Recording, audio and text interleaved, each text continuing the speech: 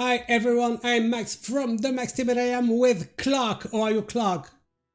Yo, I'm doing great. You looking forward to some good Hearthstone today? Because I've been doing nothing but playing ladder, and I'm looking forward to seeing some pretty solid Hearthstone today. I don't know about you.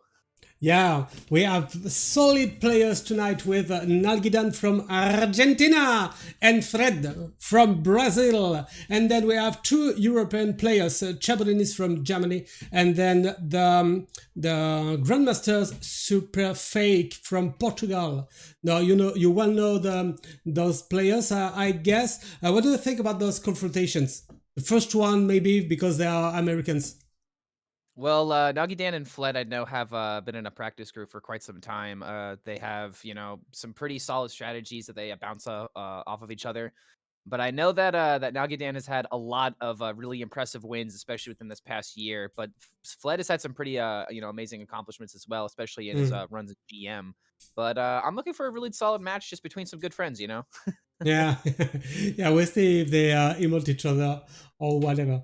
Okay, so we jump to right now to the lineup, starting with Nalgidan bringing a druid, a demon hunter, a warrior, and a hunter. But we won't see which one the demon hunter that has been banned by his opponent. Okay, which kind of druid is that? Uh, He's playing. oh, Oh, it's wait a a minute. the a Wait, I did not quest, even notice this. the This is quest druid. Yes, he's freaking Quest Druid.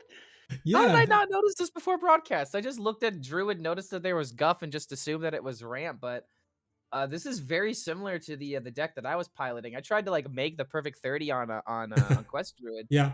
but I think this is like trying to like find a way to like be like good against Warrior. I like Quest Druid is kind of like a weird spread of matchups, and I'm still not 100% what it's like really favored into. Mm. But sometimes the deck could surprise you. Yeah, I played a lot of this kind of deck on ladder the few days ago, and maybe I have something to say about the matchups when we get to the match. So interesting choice of the druid. Okay, and then the demon hunter that won't be played because of the nerf, bringing Drektar, the card everyone is talking about nowadays. Okay, do you have something to say about the director? It's from the A lot of old, but people. what? I don't know if people are gonna like my opinion on Drekthar. I honestly don't think Drekthar is the most. Obviously the data says that it's the most broken card, but I feel like there are ways to counteract it. I don't know about you, but I find myself in a situation where I play Drekthar and I often lose the game. I think more times than not, like the hero card and like Dread Prison Glaive swings are more responsible for winning games, and then Drekthar is just that final nail in the coffin. Obviously, there are some matchups to where Drekthar comes down, and he's really really broken or whatever. Mm, But I would rather see other cards get nerfed because it's a really tricky situation of nerfing Drekthar specifically. yeah, I guess you're right with it. You don't want to see involved two, three-fourths with director when you're playing against it. But Yeah. you know what is it? It's like the what is it in French? In French, it was appel. The keyword we had 2 or 3 years ago with Druid. You play a card and it was calling another one from your deck directly on the board. It was very nice keyword we don't have right now, but Director does it very well, more than very well maybe, and I like it. Yeah, the Okay, only so thing I don't yeah, like about like Drekthar being nerfed is it's really good in one deck, but regardless, I would like to see Drekthar see other plays in other decks, but as of right now, it's just being overshadowed by Demon Hunter. But there's mm. still some potential of nerfing the card. I don't like playing against Quest Hunter playing Director because you have both of the two worlds of the cards, the spell cards for your quest, and then you play director and you bring you may bring two more power on the board, and you may can beat that on that kind of deck, but that's okay. Yeah. But then on the other You side, from Fled's side, he does actually have Drekthar in his Demon Hunter that he does have playable. mm, He also has he has Pirate Rogue as well, which is something that I haven't seen too much of, but Mm. in tournament it Yeah. actually has a decent success in terms of getting some wins. Just like it's like you know the worst. I'm sorry, your best worst deck because like it's just that Mm. last thing that needs to get through. And Rogue does have ways of cheating games with like Smite and the Asharan Vessel. But then the last deck he's got is Boar Priest. Boar Priest is a deck I am definitely looking forward to. And we won't see any warlock on Nalguidan's lineup, unfortunately, to play the altar of sacrifice that will sacrifice the boars. Okay, then we have the warrior. Which one is it? It's a control dragon one, I guess.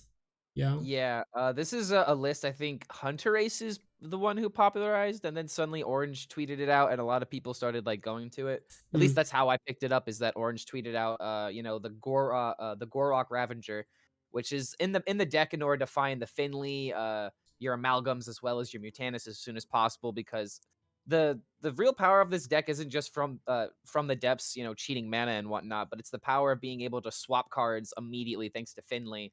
And there's just a lot of like really weird situations this warrior deck can find itself in where it's the one becoming the aggressor. And it has, you know, like turn 4 Nelly shenanigans. Like there's a lot of really wacky boards that this deck can generate as early as like turn 5. Yeah. And then we have the hunter. I guess it's the quest hunter I was talking about. Yeah. But yeah, with the director involved as It well. does run Harpoon Gun though, and that is not a usual inclusion. Like I've seen Doggy Biscuit as an inclusion Mm-hmm. because sometimes getting the trade can be useful, or like getting like Rush after you play Drekthar. I'm not really a big fan of Quest Hunter, so I haven't tested Doggy Biscuit myself. Mm. But Harpoon Gun is an interesting choice since we also run one Candle Shot. Okay, we'll see in a few minutes. But right now we are going to check Fled's lineup. Okay, just a second. I'm checking Yeah, and I this. had teased it a little Okay, bit because I everything is just love okay. War Priest so much. Okay, I lost my my mouse pointer. Okay, it's back. So bringing a druid as well, a demon hunter as well, a rogue and a priest as you said, but the druid is not the same one because is it an alignment? What? Yes, alignment druid is back with And it's those banned, so we two don't have to worry about it either. the two Naga giants, but we won't see it. And the demon hunter is here. Do you think that right now the demon hunter is a problem for the game? Too strong, maybe? I think it's starting to become apparent that Demon Hunter needs some kind of nerf. We were just talking about like Drekthar being Hmm. potentially on the chopping block, but I think other cards that might be up for nerfs are Multi Strike as Mm, well as the Dreadglaive. I feel like Dreadglaive could go to a 1/2 and Multi Strike could go to a 2 mana card, and then suddenly Demon Hunter's powerhouse turns kind of go down a little bit. Because mm, I feel like the problem with Dread Prison Glaive is that it has a lot of synergy with the rest of the deck already, on top of the fact that it can deal like 10 plus damage. So if you take off one durability, I think it really limits the card. But we're probably going to see either Lady Stetheno go to a 4, so that way you can't run Stetheno in this deck, so you have to go all in on the minions with Drekthar. And that's going to make me kind of sad because Stetheno's easily been my favorite legendary of this expansion. okay.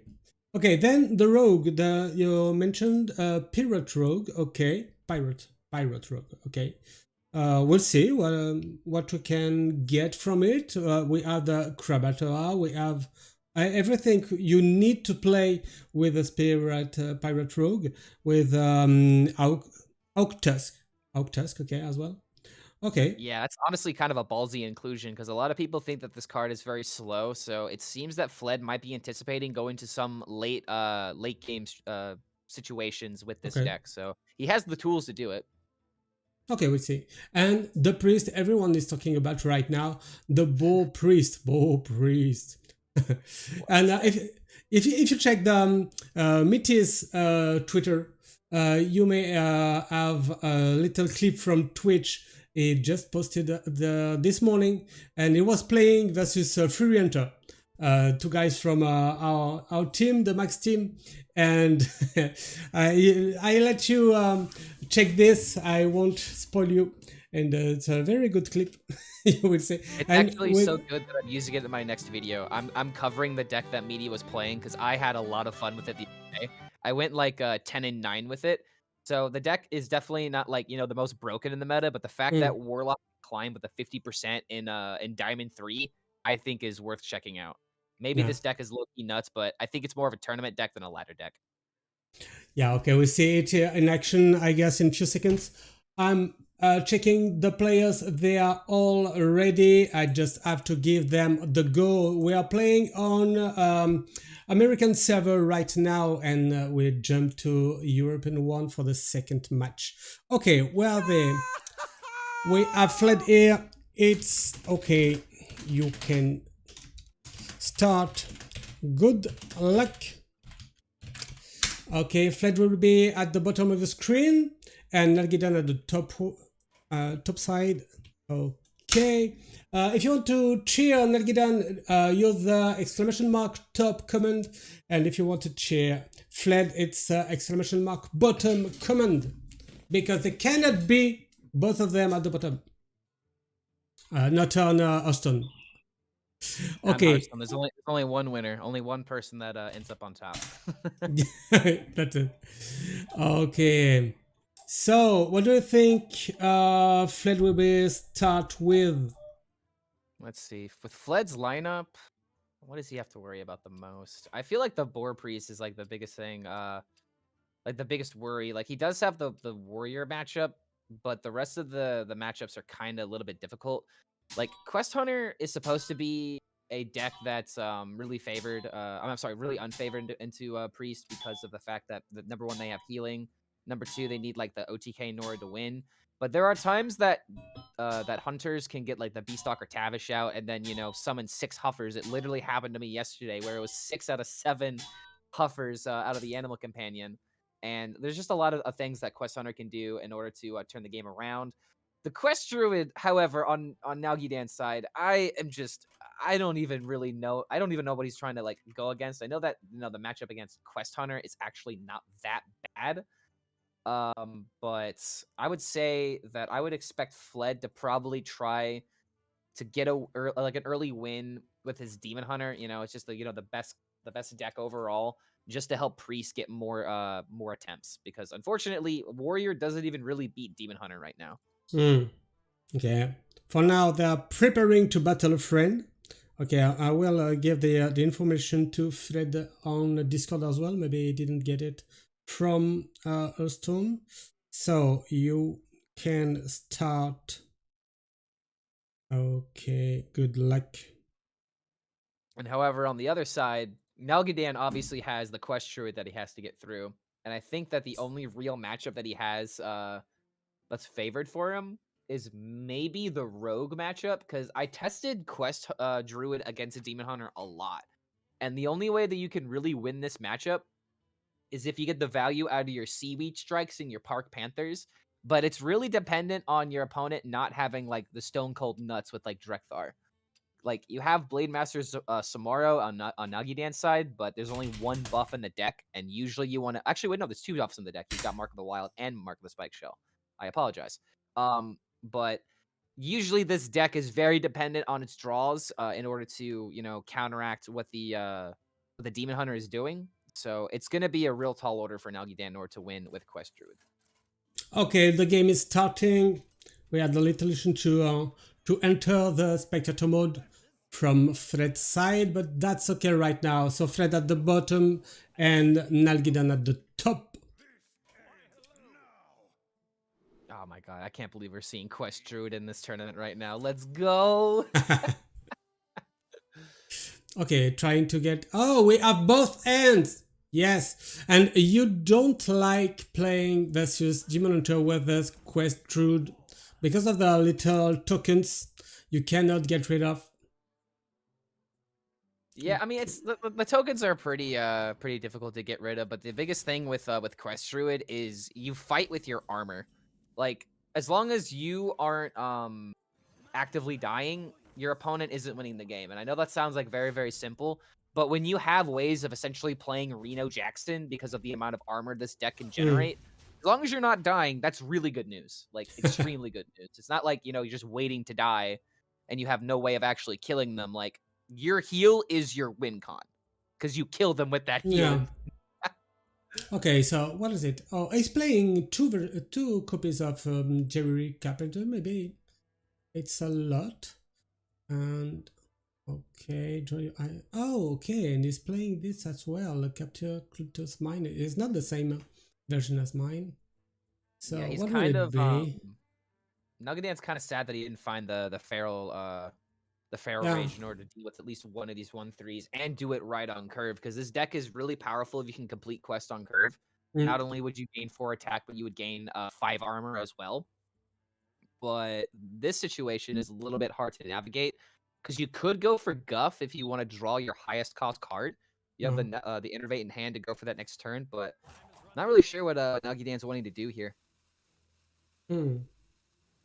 Like I said, this is a very difficult deck to pilot. No, I guess you take. Oh, he didn't get what he. Okay, okay. He took the guidance to play it. Oh, Same hey-o. turn. Okay, so it can play it. Then did it have the time to play the second one? Yes, and get rid of the first 1/3. Okay, good Okay, work. so he's not missing a beat. He's still on turn 3, was able to get 4 attack. He gains 5 armor, and he also kills a 1/3. So he Interesting. cycled through his deck fairly well, fairly decently too. Oh, outcast. Yeah. Doesn't go for the outcast here. Interesting. Yeah, big and you can really take it from the other side of your end because you have this starfish in the middle. You don't want to play it. I I think there's also guess. the worry of losing the board, because let's say like a Park Panther comes down, it kills the 1/3, and then suddenly Fled is completely off the board. So I think he's just trying to, stick a minion on the board in order to keep Nalguidan busy. It helps him draw through his deck as well, just like Spectral Sight would have done here. Mm. But we need to protect the 1/3 to the best of our ability, I would say. Okay, so now we got the card we were looking for. You can have yeah the 5 attack next turn. Oh, already playing Lady Steno. Kind of makes Okay. sense here because you're able to push a large amount of damage. You still Mm. have silence in case a giant taunt comes down, even though I don't think that's really that important right now. But it's going to become important later because if we have all this damage, we can hit face, and then there's like a giant taunt in the way. Maybe Starfish can be that last push. So I don't hate this play from Fled. But the biggest issue is if Nalguidan somehow gets the 2-for-1 trades that I was talking about earlier, with like say the Seaweed Strike that Mm. still isn't active right now, but can be active in the next couple of turns, then there's still some possibilities here. Okay, or even better, you could just use the Seaweed Strike as a deal 4 versus Yeah. going for the quest proc. I tend to hyperfixate on certain ways of playing the cards, but this is a much better It, way to get rid of the damage. it could have get rid of Zola because she's a Naga, and then play the strike to get rid as well of the 1/4 and advance in the quest. Unfortunately, we didn't have the mana for that. Uh, We would have had oh a wait a yeah, yeah, turn, yeah. It was yeah. and It was ooh, wait a a minute. 6 mana. But yeah, no So worries. It's still really difficult for Nalguidan to get out of this though, even though he does have like armor gain potential. Like, let's see here, he needs to gain only 4 attack in order to progress the second part of the quest. But okay. this might be the last opportunity for him to throw down Guff, and getting the mana ramp from Guff can be super important from time to time. Hmm? Yeah. Yeah, you want to have at least 11 mana on this deck to play Bran into Guff into Zola. Okay, so what is it now? We could Is it a draw way 2. to have a lethal? Is 3? Okay, 3, 4, 7, 7. we hit the 1 mana Naga, is it actually just lethal? No, not yet. No. 15 15 without like to go. something to swing twice into. Without predation being 0 mana with like the only way we can make it 0 mana is if we play treasure guards. So I wouldn't be too surprised to see Fled go for either Fell Barrage, Hero Power, Fury, just to try and commit as much as possible, or go for treasure guard and just push the damage now because he kind of doesn't have a lot of time here. Yeah. It looks like he's ahead, but all it takes is one massive armor turn in order to win this game.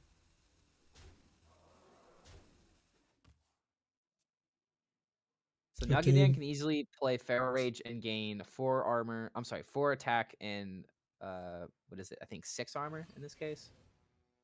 5 armor. Yes, 5. And is it the time when you draw a card? Yes. Yes. I often forget about that because he's just buried under the gain armor. Let's see, Park Panther off the top. So we have a possibility of Park Panther into draw our lowest card and we can complete the quest.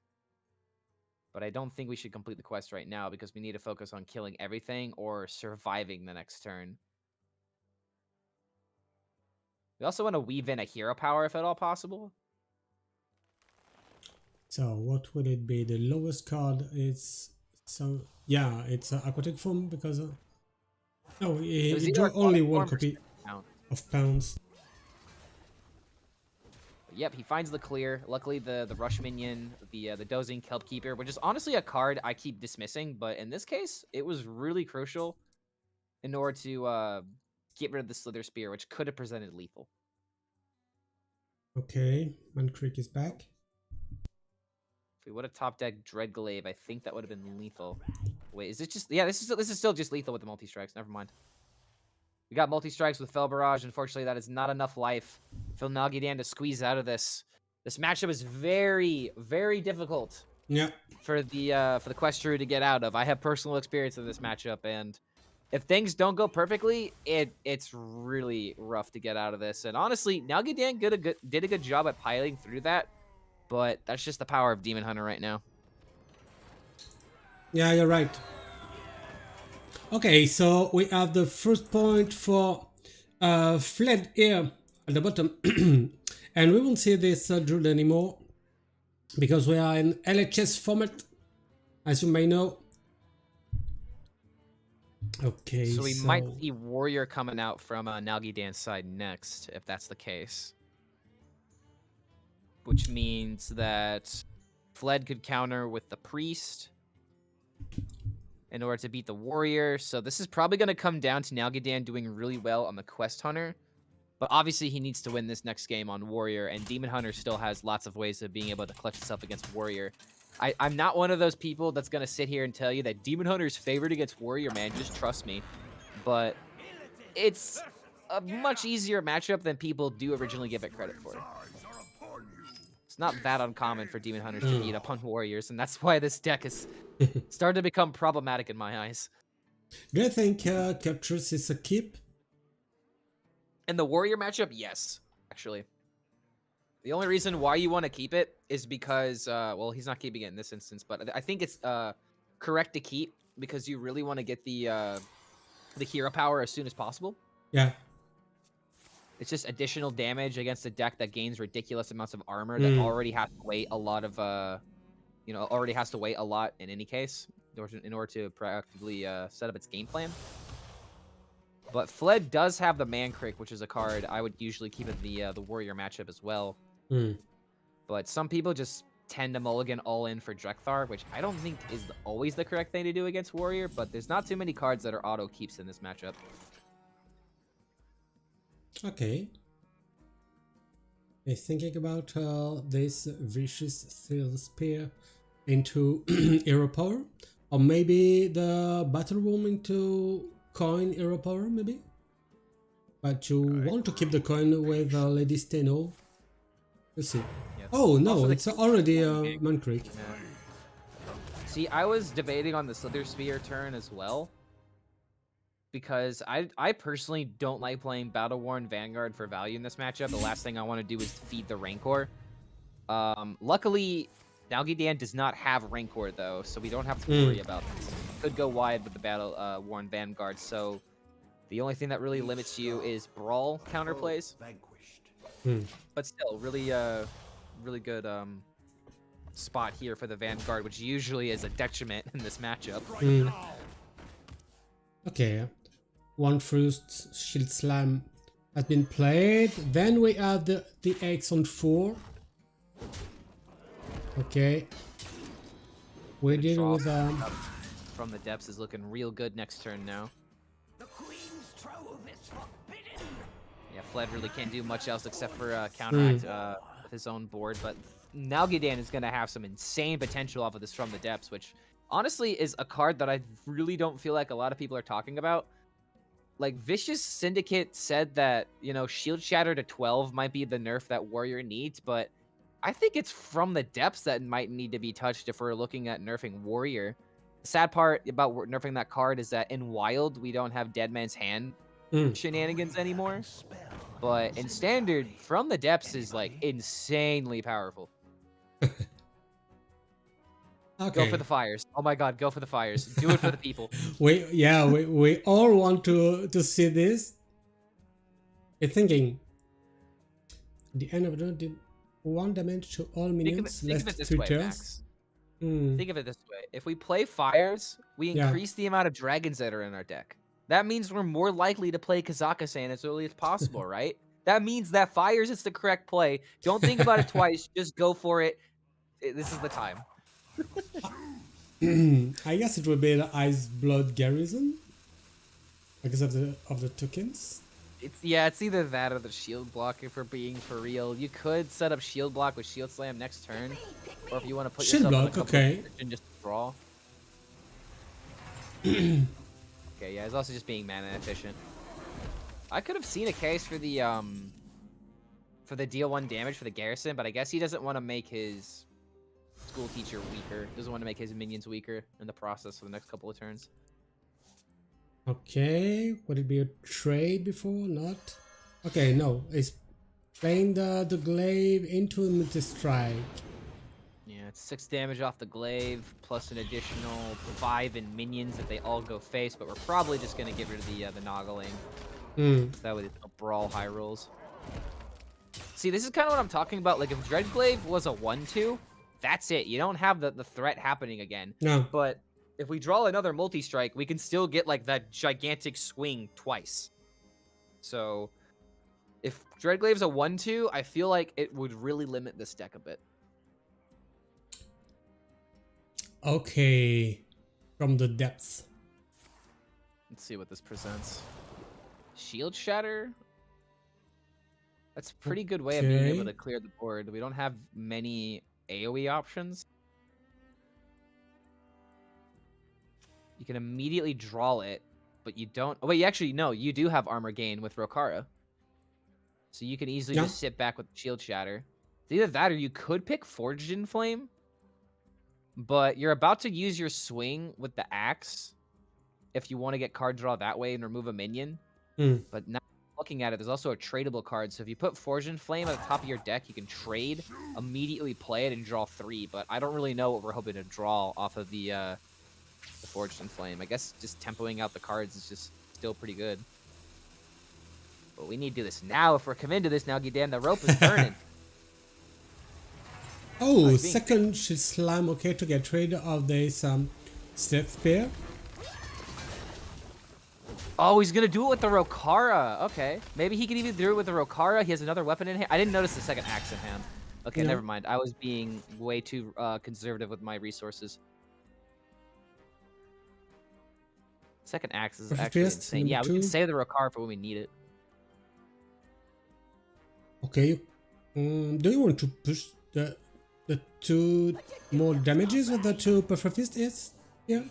Oh no, more. Okay.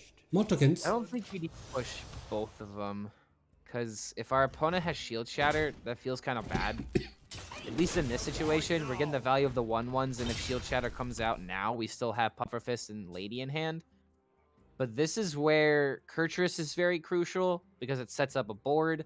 This is when card draw with Need for Greeds is very crucial because we don't have enough damage to push with Stetheno yet. Without any predations, this is looking kind of difficult because we already played them.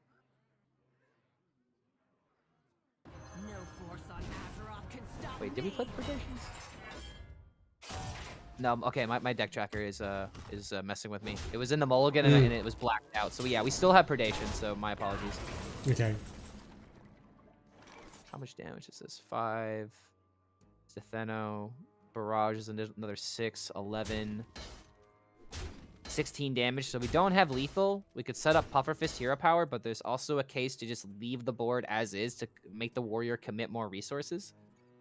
Hero Power on the 2/2, though, gives Nalguidan a lot of resources, plus all the other damage that he's accumulated, so Fled really is pressured to deal as much damage as possible here before the armor gets out of control.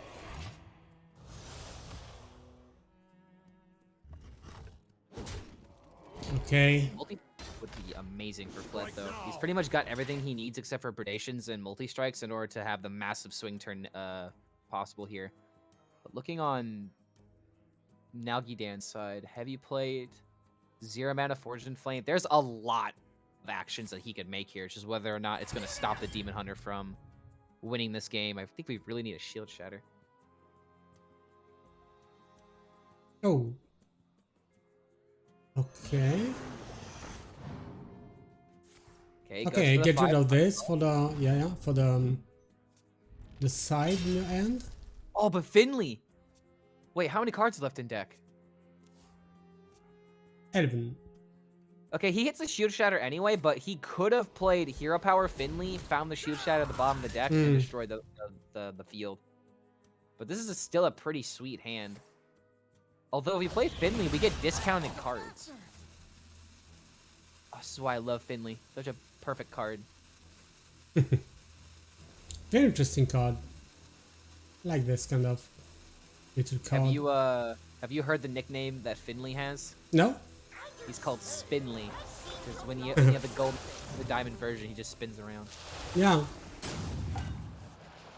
It's kind of disturbing for the opponent to see this card moving, spinning around. It's the future of Hearthstone, man. Every card, diamond, and moving. Makes me wonder if Hearthstone's ever gonna come out with like a ghost rare. Okay. So what is it now? Okay. Got a heavy plate for 0 mana. That's already a huge, wall to deal with. Also, Nalguidan has the potential of playing Mutanus to hit the Stetheno. He doesn't know that it's a 50-50, but we know it's a 50-50. Mm-hmm.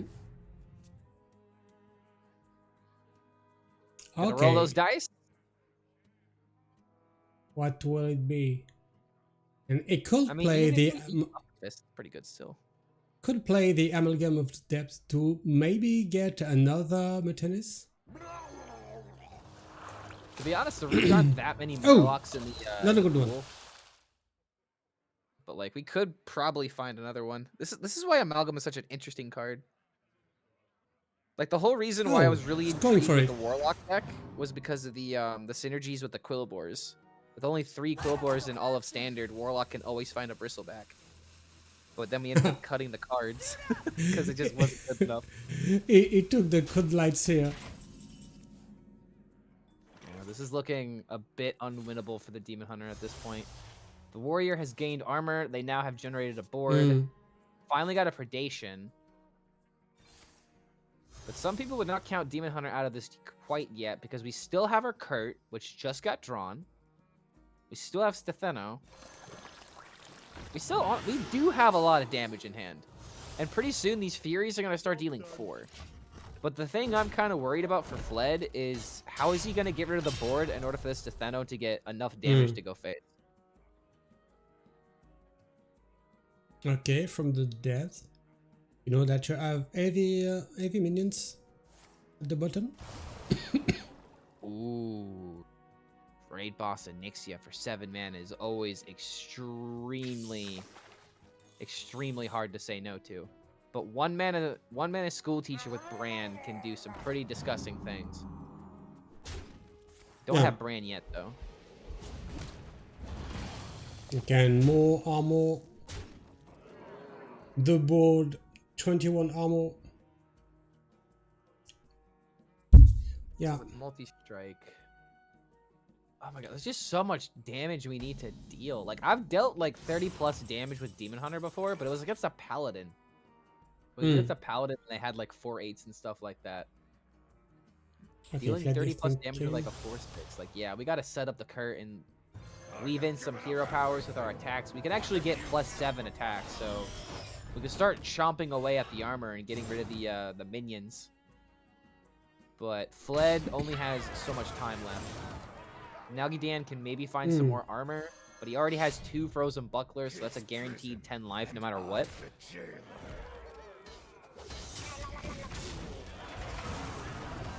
Nice news of the weapon here to get the exact 6 damage to deal with Moloch. These pretty bad warrior spells. Execute, I guess, is good just to get rid of the 9/3, and then you have hero power to get rid of the 9/2. So you keep your board no matter what, gain some life in the process. I wonder if we ever just commit the Onyxian Drake, just because it's a taunt, but it's kind of the... Oh wait, he chose bulk up? Oh, he's gonna bulk up. Okay, he's just gonna go for the board. You know what? This is actually a way play.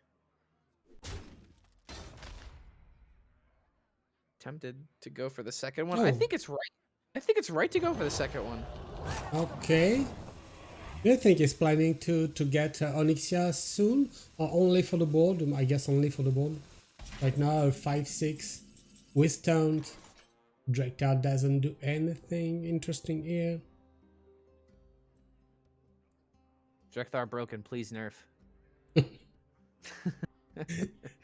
Yeah, always yellow here when you play. Hey, someone just what is it? Proposed to have it 3 mana card. That's it. That's it. 1-1 now in this Max Open Cup 8 round 2 between Fred and Nalguidan. Yeah, so now that the Demon Hunter has been taken care of from Fled's side, it's the Priest up next. This is the most, like, probably the freest matchup that is available in this set that we're seeing today. Warrior versus Boar Priest. Yeah. I really don't know how Warrior can set up any way of being able to win this matchup, because there's no way you can out armor it now that people are running Zavrilla, the Devout, and the Boar Priest. Which I think if you're like a lover of everything Priest in Hearthstone, I feel like a lot of people are kind of upset that Zarella literally sees play in only Boar Priest and no other deck with Death Rattles, and it's just really funny in my opinion, because like it's just the one interaction that I think nobody saw coming that would be somewhat relevant in this meta. Okay, we have the Priest with the light bong back on standard. Okay, what do you think about the nerf of Switcheroo? The nerf to Switcheroo makes sense, at least for standard. Like, I don't even really know if they needed to nerf like the swaps changing stats. Like, they could have probably kept it as is for standard, because they already banned the card in wild anyway. So I'm kind of curious why they're doing this. In my personal opinion, I think that they're trying to make Combo Priest not as likely to happen. Because like, if you would have left the card as is in wild, that's the same thing that would have happened was like with Topsy-Turvy and with Inner Fire. It just would have worked really well. But it makes me wonder like why they wanted to nerf this card in standard, because I don't really know if it needed it. Do you think it's because of the deck playing only the 12/12 and the Moloch that copies itself? Okay, yeah. Okay, I completely forgot about that. Okay, yes. In that instance, then yes, this was 100% necessary to prevent that deck from just auto-winning on turn 3. Okay. I knew that I was forgetting something. It's not a deck that has been played that much because you win or you lose instantly See, that's because of your exactly the reason draw. why I did not remember it, is because I Yeah. never hit the high roll. I played that deck at least 7 times and never hit the high roll and got so mad because I threw away 7 ladder games. Okay. Oh, already it. First Drake. First Drake comes down, so we have board, but how long is this board gonna matter when you're against the board priest? Haha. Okay, I get it. And you trade. Here, piggy. The first board. The golden one. Only one-eyed board.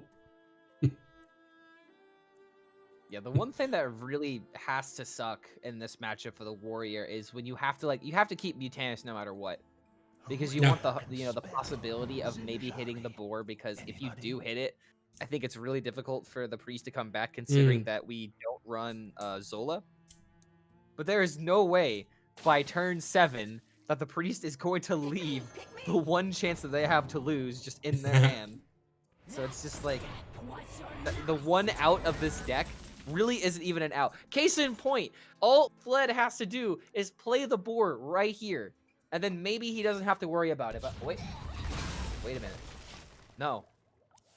Oh my, wait, no.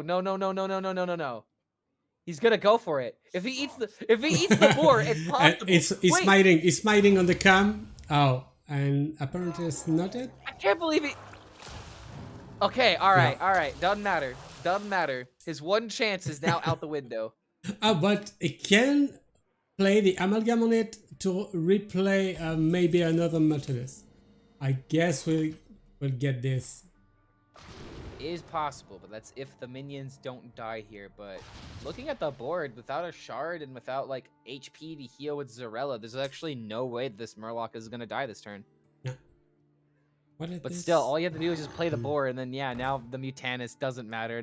Nalguidan given that little grin, knowing that he had a chance to swing this in his favor. I'd be mad too. He could eat Zola instead. Let me double check the list, but yeah, there is no Zola in the deck. Oh, okay. So if the boar would have been eaten, it would have been pretty much GG. So, is it Nelly here? Yeah. You know that the priest can have the silence, but you saw one that has been traded. Wait, he's still going for the Murloc? Oh, wait a minute. Gorak Ravager. That's pretty good here because it'll draw your Finley, it'll draw you second Amalgam, it'll draw you the other Ravager. I mean, we just take free card draw in this matchup. I guess it's already the second Amalgam that has been played, because he played it the first one on 2. Oh, you played both Amalgams? Okay, yeah. That's true. So 2 card draws from the Gorak. You still have board, but there's a boar on the field, so you're kind of sad that Mutanus didn't get the free win. But to be honest, Fled doesn't really have best of counterplays here. He does have Pyromancer though. So, oh wait, hold on a minute. This is exactly the counterplay that he needed, because now he's gonna, draw a billion cards. Never mind. This is someone injured? Another reason why this matchup is so favored. Oh, it's a 1/1. Okay. Wait, hold on a minute. Okay, you can add. Wait, this was the discorder, right? I mean, you draw 4 cards, but did we need to lose the Pyro? And another one. We could have gotten another card draw if we did this so slightly differently. Like we could have played, we could have played the Northshire Cleric as a 1/1, played Shadow Word, played Desperate Prayer. After I'm sorry, Northshire Cleric into Shadow Word Devour, play the Pyromancer, then play Desperate Prayer, then draw 5, and maybe that one additional card could have been somewhat useful here. But at least we have the second Pyro. But now bringing back all the boars might be a bit of a challenge. I don't think that he's Yeah, and see, now that he got the Gift of the Nara, he could have drawn so many cards here. Like, this play wasn't necessarily bad, but it could have been... I mean, hold on a minute. Wait, okay. I know that I keep taking this back because I keep looking at different factors. Okay, never mind. He actually did this really well because now he can trade the amulets, get them to where they need to be. Okay, and And only 2 cards left in priest deck, where the warrior needs to draw 15 more. yeah, never mind. I might have jumped the gun saying that that Fled was like quote unquote misplaying here. But one thing that I have to remember is that in the warrior matchup, you're not stressed at dealing at like doing the combo all in one turn. You just need to end up killing enough boars in order to make your amulets bring them back. Because if you kill all, like if all the boars die, no matter which way it happens, it's good for you. Warrior doesn't play Viper. You don't have to worry about the weapon getting destroyed in any kind of way. There's no way they can generate a board that's going to kill you. So you could be as greedy with the Pyromancers in this particular matchup because you don't care about losing the combo like that or doing the combo as soon as possible. You have so much time.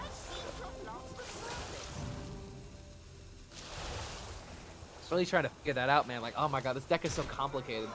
Because I wanted to go all in on card draw, but if I would have done that, like if I was in Fledge position right now, I would have reached the end of my deck, and I haven't traded enough of my amulets yet.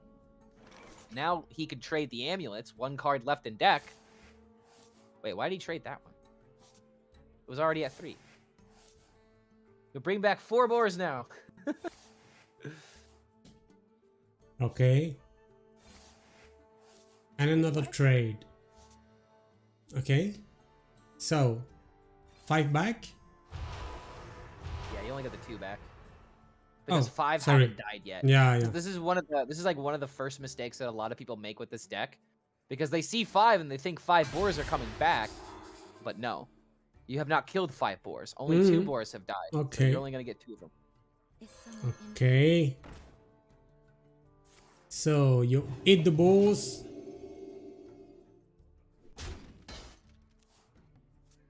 So now Nalguidan has to ask himself, how can I deal 28 damage on this turn?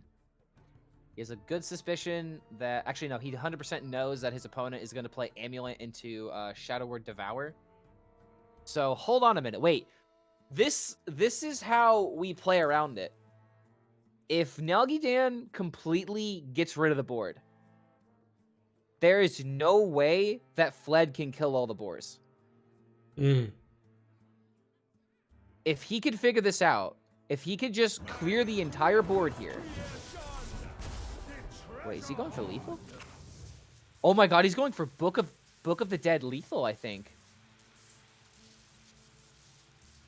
But again, like if he had a way to destroy this entire board, the boars would have been left on the field for the rest of the game, and then like, he just has to hero power with the armor up in order to, you know, not just die. The priest will start fatiguing. But unfortunately, with the cards that he has in hand, that just wasn't doable. You could have drawn, and if he had a shield shatter, that maybe would have been possible.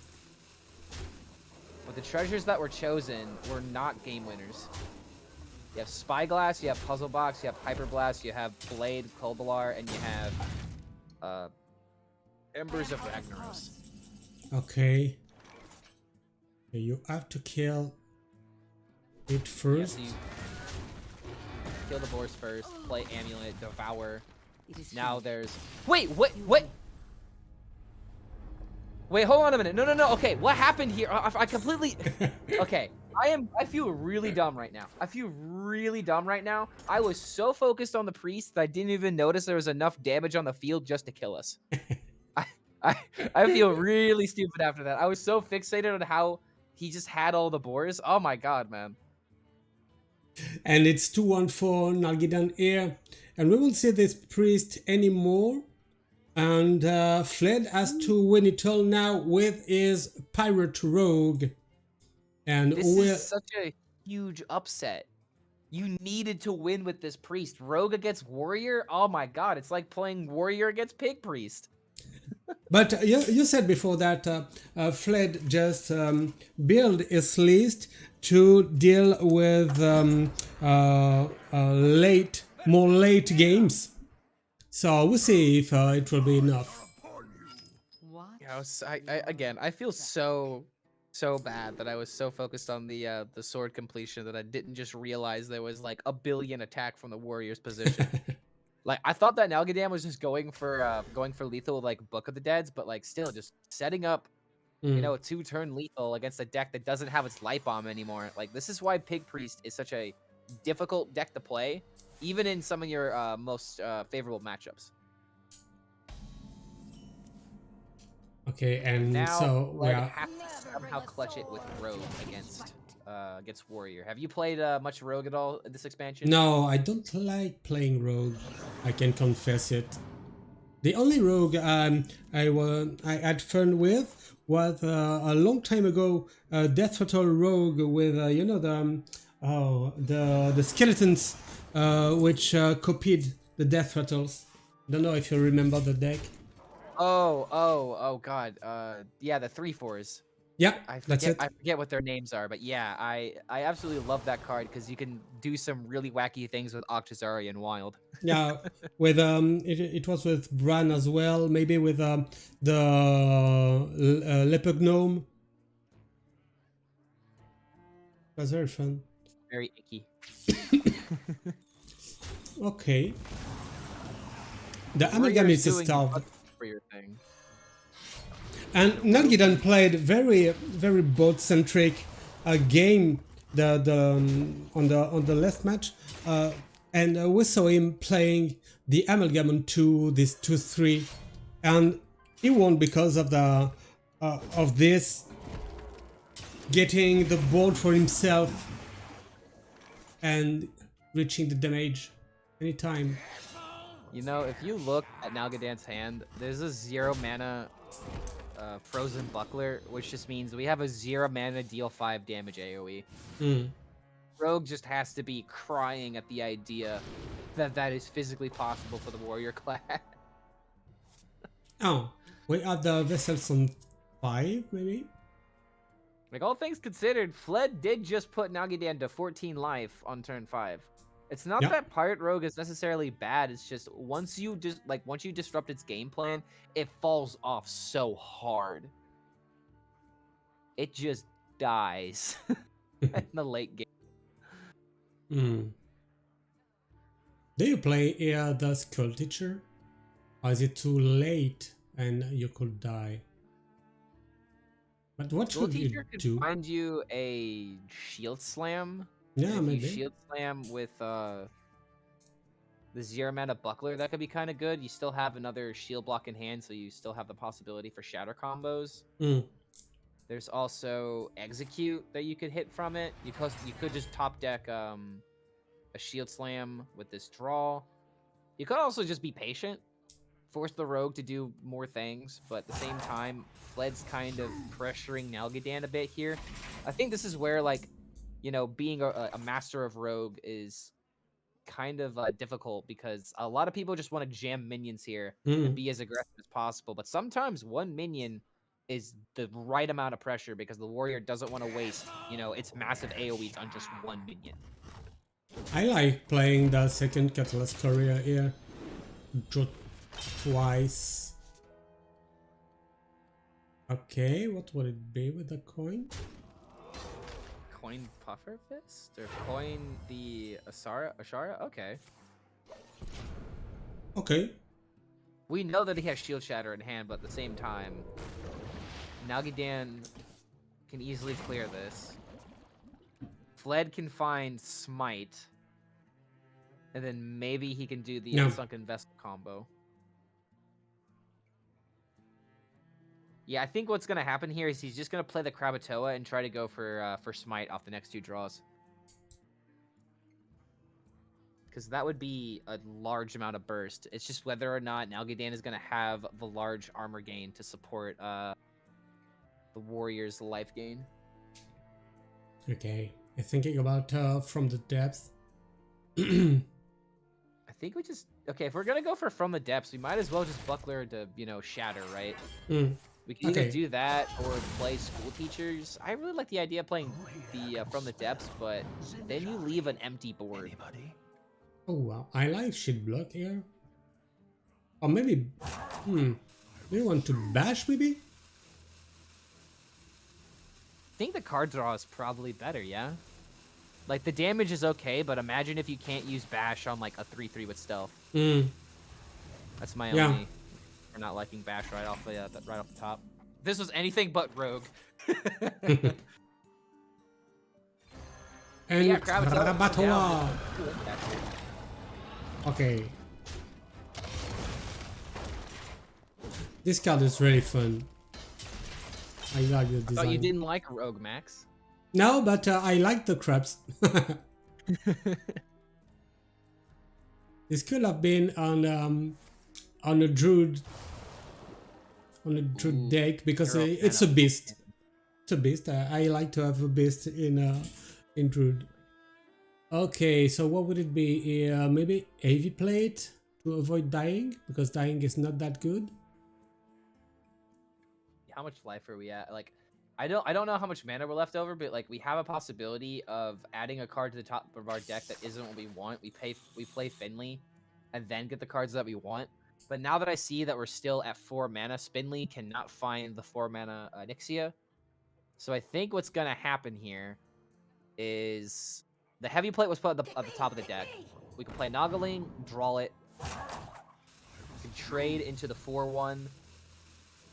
Or go face and play the Forge in the Flame, draw 3. If we hit a minion, we draw 4. But I think we're definitely going to survive another turn here.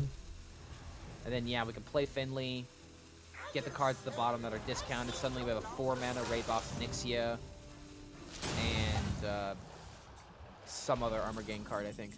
Wait, no, it was a Nyxia and Bran. Yeah, 0 mana Bran. Ugh, disgusting. What do I do? 0 mana, draw 3 and put a 4/3 on board. You could Pretty bust. do it twice with Bran. Okay, Yeah, and back to 29 life as well. And Nalguidan is already at 2-1.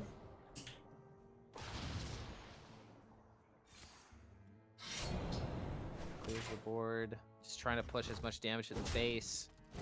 On the other side, though, the Raid Boss Nyxia doesn't deal with 3/3s.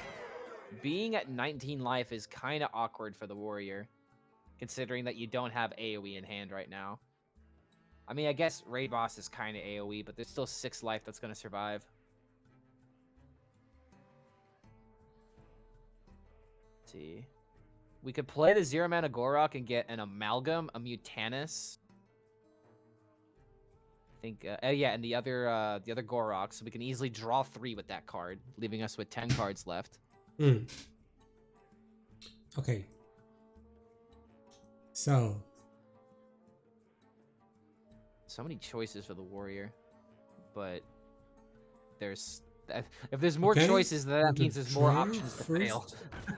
Draw 3 first. Oh, is he gonna go for the Smite Eat? I don't. Okay, you get 2 Molochs. Which ones will be? Okay, you take a Finley. Finley and Oh, is it a Rush? Rush minion. Battle Cry, summon a copy of it with Bran as 2 copies. Okay. that's some value, honestly. Yeah. I was like kind of expecting Mutanus to come down because the idea of like eating Bran, but I think it's a really good call from Nalguidan not doing that, because if Fled would have had the Bran, the Smite, it just would have come down immediately. So there's no need to take that risk that really wasn't there. Smite is just missing in action though. Yeah. Oh, Cutlass. It is not looking good to be a pirate main, or a rogue main, I should say. Yeah. Because even Warrior still has the better pirate deck, and it's already been nerfed once. And Fled is near and near to the camera. We can see his hair, his cap, but we didn't see his face for a long time now. Absolute brain power. Although I don't think there's any amount of brain power that's gonna be able to win this game unless he Yeah. hits smite sometime soon. Like, damn, man. Where's the smite? It's the only way that Rogue can win right now. It's kind of sad that Rogue doesn't have other ways of being good. Like, I haven't really seen anybody mess with anything else outside of this Rogue and kind of Thief Rogue. Will we see the Maternus with Bran? I don't think so, because if Fled didn't play his minion, it's because it's pointless. Fled does still have like a real chance. I know I keep talking about Smite, but like Smite is like the only way that Fled can win here. But on the other side, Nalguidan could eat the Fillet Fighter and the Puffer Fist, which makes me wonder if Smite is going to be enough now, because that's essentially 8 damage that Fled lost for 1 mana. Like, that Fillet Fighter is insane with Shadow Step. Literally just 8 damage for 1 mana if you have the Smite. But now that Smite is gone, you only have like 14, I think? 15 damage. Okay, we have trades. The 50 and then the 2-1, I guess. Wait, this could be his window. This could actually be his window. This could hit Smite. No Doesn't Smite. hit Smite. But Tusk. Someone 8 left? No. Is it the no? Oh, okay. I thought about the Tusk. Yeah, with the minions, with 2 minions being at 1 HP, doesn't really seem like the way to go. Luckily, though, he has 1 more shot. I don't think it's lethal, though. Edwin for the card draw, maybe? Yeah, you could Edwin Pufferfist, Swing Face for 7. Pufferfist makes it 8. And if you do hit the Smite, that's pretty good. You could also draw the Pufferfist on the deck, too. I think we've still got 1 more copy left in the deck. Okay, what would it be? Buffer Fist. Okay, he's not playing Edwin. Really? I guess he's saving it for next turn. Yeah. Play the stab face, maybe? I don't understand the reason to like, I can understand either holding one or the other, but I don't understand holding both. Bias could have just another card draw. Yeah. Want that much to have the upgrade or the stab to 10 mana next turn, maybe? For additional damage. And the warrior was back to 29 life and now is at 8. So what can it do? That is a good point. Yeah, like, we've seen throughout the past couple of turns that Nalguidan does not have like any like massive late game. He has been pushing really hard for control of the board in this game. And now that we can see what he's presented here, Smite will still win this game. Smite is here. Is it? Is this enough? Yeah, this is enough. You trade to I the guess. face, you play the bias. I guess. Wait. Oh, It so could this is have. still enough. Yeah, I it could have completely meant forgot the one more damage, I guess.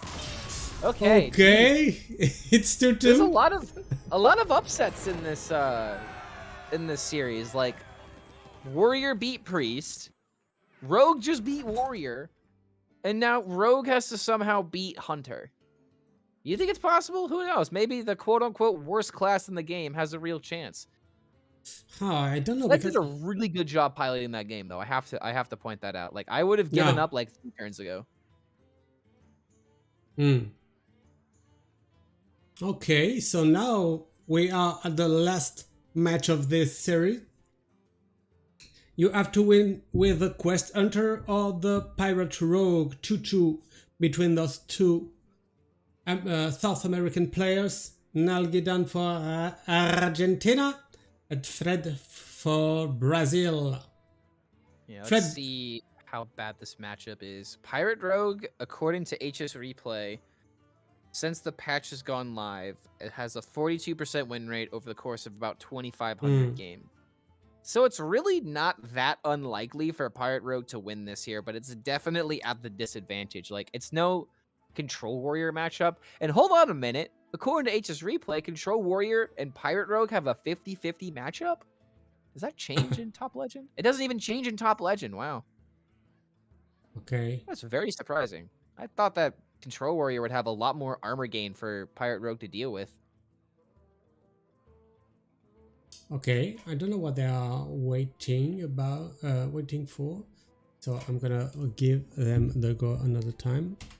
You can go on and fled. Where is he? Yeah. Okay, is it starting? It's starting. They were waiting for me. Oh, okay. Yeah, Harpoon Gun is like the only weird inclusion I would say in Nalguidan's list. A lot of people have been running one candle shot, but again, like I haven't been playing that much Quest Hunter because I'm not that much of a fan of the deck. But regardless, this deck is still like kind of earned itself a pretty solid place in the meta, considering that it's not Demon Hunter or Warrior right now. But it kind of beats up on Warriors somewhat consistently, so it kind of becomes a good way of being able to counteract the meta while still being somewhat relevant yourself.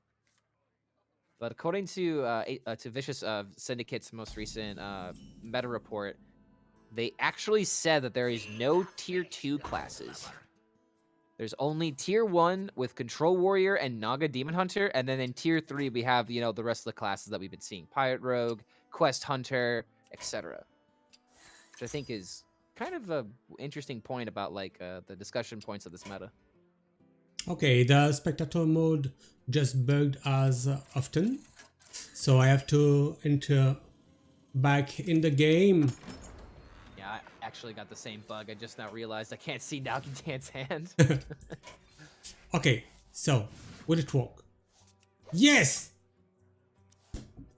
Okay. Okay, so will we have the quick shot in? Bug? No, still.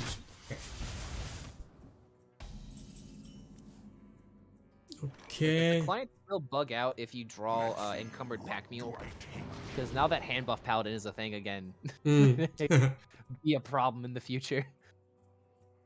Okay, so what will it be here? So it's only Drage, not draw. So we didn't say what it choose. Yeah, it chose the Cutlass Courier. Okay. It doesn't have a weapon to get the value of it immediately, so Fled is going to have to wait a couple of turns to space out his cards, while Nalguidan just has Trekthar and a bunch of minions in hand. Yeah. Wait, hold on a minute. Is this going to pull out 2 minions, or did he draw too many cards? There's still a Viper and a Rajan deck, but if he top decks another minion, this Trekthar is only going to pull out 1 card. Yeah, you may buff the card because of it. The diamond version of the card is really. Yeah, definitely one of my favorite designs. As a Horde enthusiast, it makes me very happy. I gladly spent the money for it. Yeah, and only $100 to get the card. I usually don't like buy all the cosmetics and stuff like that because I'm not someone that cares too much about portraits. But as a Horde themed streamer, if I didn't have the Diamond Drekthar, I think some people would question my loyalty. I understand. I felt like I got peer pressured by the community in order to get this card. Drekthar off the top though. I'm sorry, Tavish off the top. So Drekthar does get the full value. We don't have to worry about losing value. But wait a minute, destroying minions instead. Okay, going for the tempo play instead. Makes sense. Keeps the minion alive. We can wait one more turn for Drekthar, but again, if that minion does get drawn, just pointing it out. You want to deal with the board of the rogue. Yeah. I like that display. Cutlass, and then you draw. What will it be? Remember when we had Cutting Class and we can draw 5 cards for 5 mana? Yeah. Now we have to Hero Power and play a 2/5 in order to draw 1 card for 5 mana. Man, Rogue really doesn't feel that good after losing Passage. Yeah. Okay. Our enemies will meet. Easy. There we go. Shrekky T always gets the W's G. I couldn't come up with a rhyme there. Thief. So Okay, how how does do you Rogue... deal with it? Deal full full damage. Yeah, you can deal with the board, but you want to push damage phase, so it will be very difficult to win the game. You have to get rid of the Raj Nazdan, yeah. You have Amalgam that can find a pirate. Is there any other pirates that have immediate impact onto the board? I don't really think there are. Like, luckily, No. Wicked Stab is already, 0 mana, so we don't have to pair it with Prep. But maybe we just draw more cards, try to hit the other Wicked Stab, because it's possible for Fled to remove this board. But it is not an easy task. Like, I think we need to hit exactly Fillet Fighter and... Okay, let's look at this out. Too soon. Hench Clan Burglar? Oh my god, that's... You know you are desperate when your best choice is a Hench Clan Burglar. Although, something to point out here. Fled might be showing us a good case of being able to practice predicting hand and hand reading, because at least I would have been able to come to the conclusion that Raj is on the field, I don't like Quest Hunter plays spells, I'm going to get rid of that because I don't want to get bombarded here. But in this particular case, it was correct to get rid of the Drekthar, because there's not like a whole bunch of spells in hand. And if you notice, Nalguidan hasn't gone to the second part of the quest yet. So it's pretty obvious that he's trying to set up the Tavish here. So I just want to point out that was a really good decision from Fled. That I think a lot of people would just overgloss and be like, oh, you just kill the 4/4 because it's more tech. Yeah, you're right. Okay. Deal with it with a Dragon Bait shot. I'd like the Dragon Bait card. The mech. 3/5 for 4, I guess. It's So the quite a one good thing card. about the play is that Nalguidan does not have the option for 0 mana animal companions anymore. But when you have the board, this early, and you have your Tavish already in hand, I mean the quest reward Tavish, like, you don't even really care about 0 mana animal companions anymore. You just need to keep the rogue off the board to prevent death. And I mean, at 29 life, it's still not looking like you have that much to worry about. Okay. So homage. Okay. Don't know if you can activate Oak Tusk next turn, but I guess it will be too expensive. Okay, my interesting. God. That actually kind of works here, because you can play Fillet Fighter and get rid of that one last bit of damage. I don't think it's gonna make that much of a difference unless Hook Tusk can somehow make the game-winning play here. I forget all of its actions. Let me try to refresh my memory. It's steal 2 cards in hand, steal 5 cards in deck, steal highest minion, and something else. I don't know the other one. One more option. Okay. Tracking here. Will you find a way to protect your Tavish? Okay, with it, it's working. The prey, the one prey. Suddenly, the Hook Tusk stealing this could be kind of a big deal, but I don't think 8 pirates have been played yet. Or in this case, summoned, because you didn't have the value from the ship. Oh, 8 have been played. Okay. We didn't just return... Wait, hold on a minute. Really? I would have expected us to just play Hook Tusk and just steal the Tavish. If we're not stealing a 7/7, are we just trying to steal cards in deck then? I think he won't play this because it's too slow.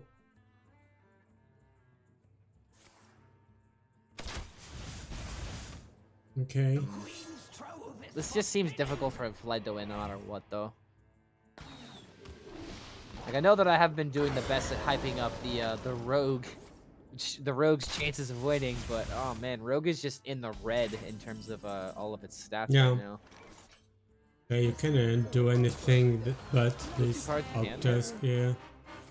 Okay, so those are the only 3 options.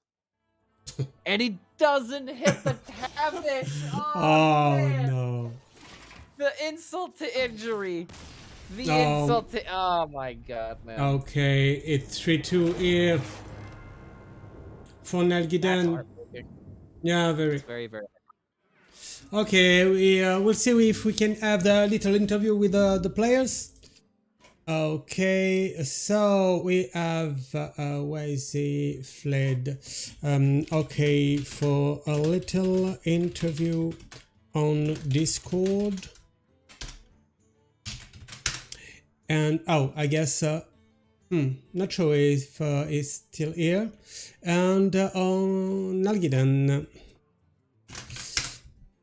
Okay, Yeah, waiting for. I think Fled might have just exited out of all of his browsers. I know I probably would have been like, yeah. He also went offline the browser, the BattleNet too. So Okay, I guess he's out. Okay, we'll have Nalguidan. I'm adding him to our conversation in a few seconds. Okay, adding Nalguidan. Okay. Clock is back.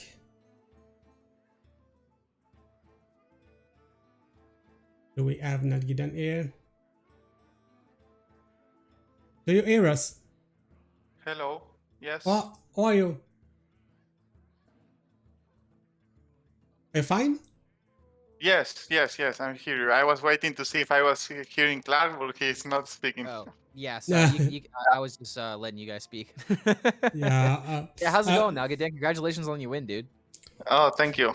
Yeah. After the first game, I thought I would have a rough series. But yeah, lucky for me, he kind of messed it up on the priest game, I think.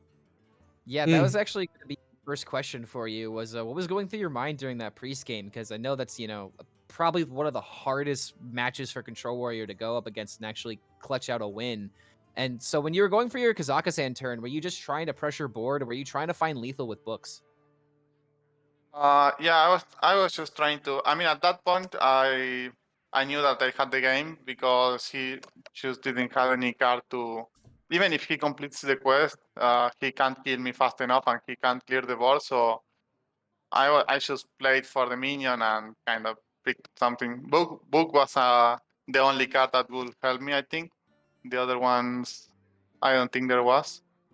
But yeah, it's important to save the second Pyromancer. Like as soon as I saw the second Pyro, I knew that was my chance to win. I find it hilarious that you called it the quest, the priest quest, because it pretty much is just the priest quest but better. And we were glad to see you bringing the quest druid as well. So why do you choose this druid instead of another?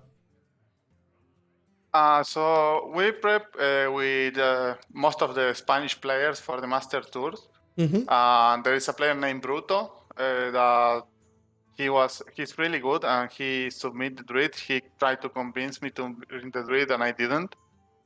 He went 8-0 with the deck in the Master Tour.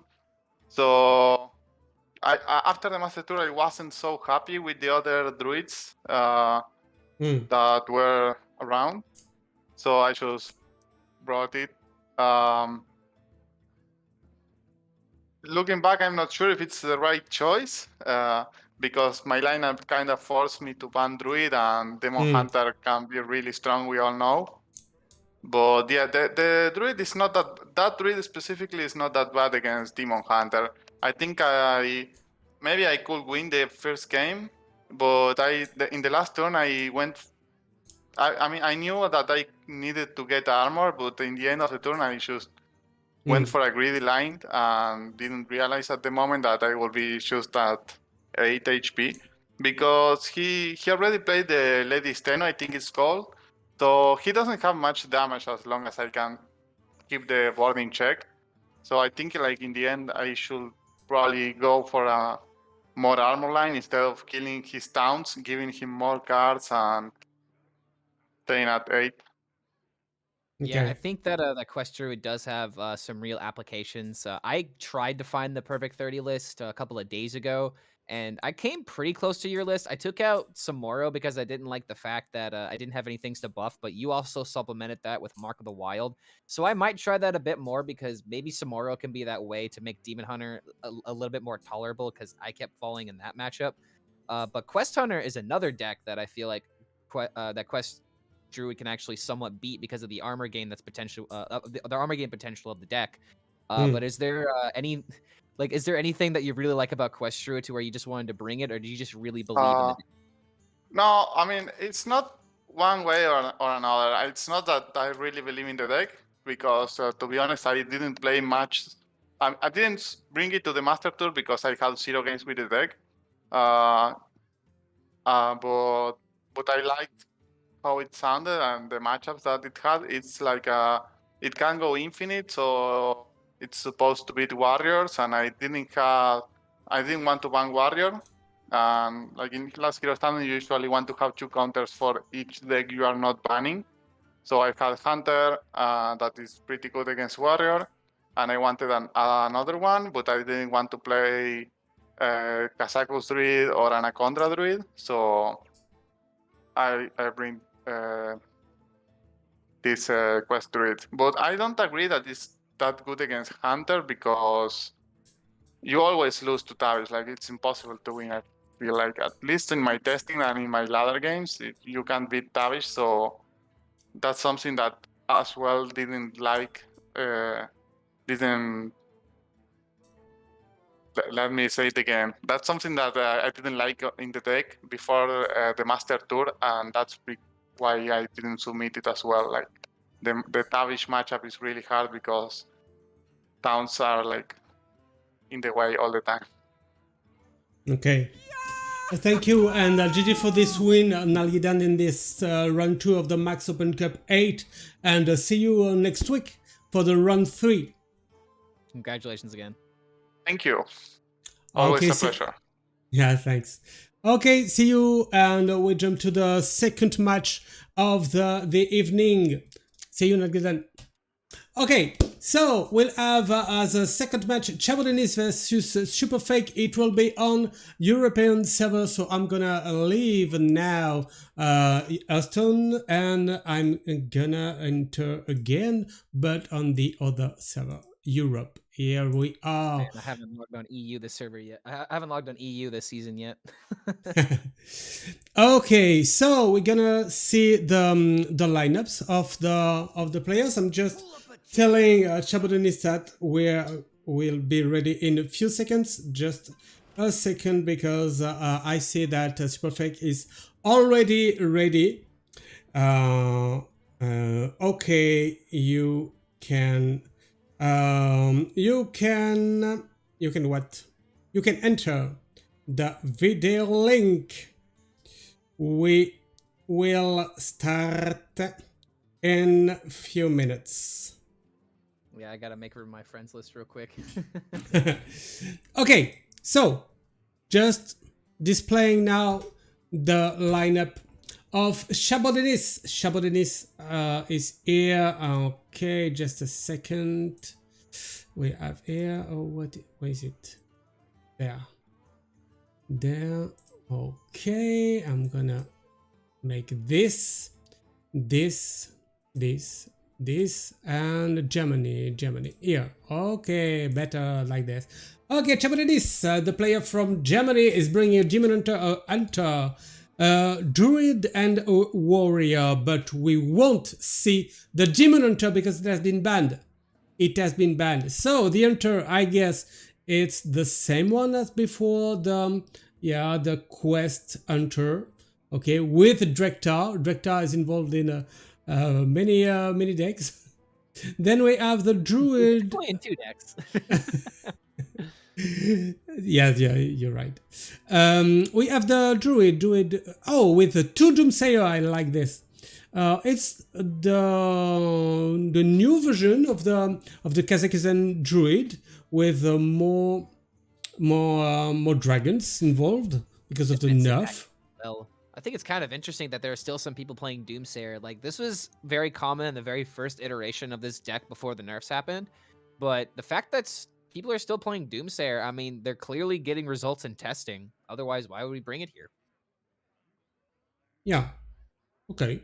We say that. I like this this inclusion. We can. Oh, thank you, Nayara. Nayara Silvestre is rating us with 103 and 30 people. Thank you, Nayara. Good to have you guys here. And welcome everyone. Okay, so sorry for that. I was just telling sorry, Nalguidan that he can leave the cam. You can leave the cam if you want.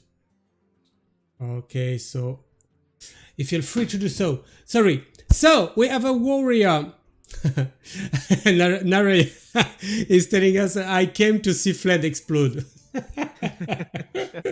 Nice timing. And okay, just yeah, two like this. The warrior, what is it? Is it the same one? I guess it's the same one as before. This control dragon warrior.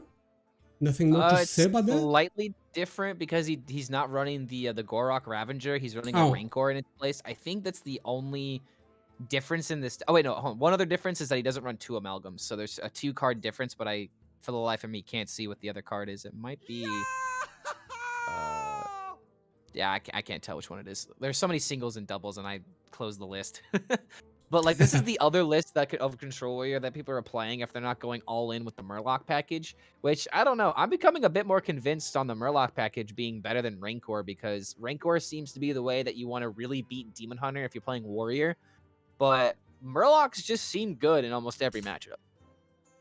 Okay, so we're gonna see the lineup of now Superfake just in a few seconds. Yeah, Superfake. I'm switching to him, bringing a Demon Hunter, a Rogue, a Druid, and a Priest. So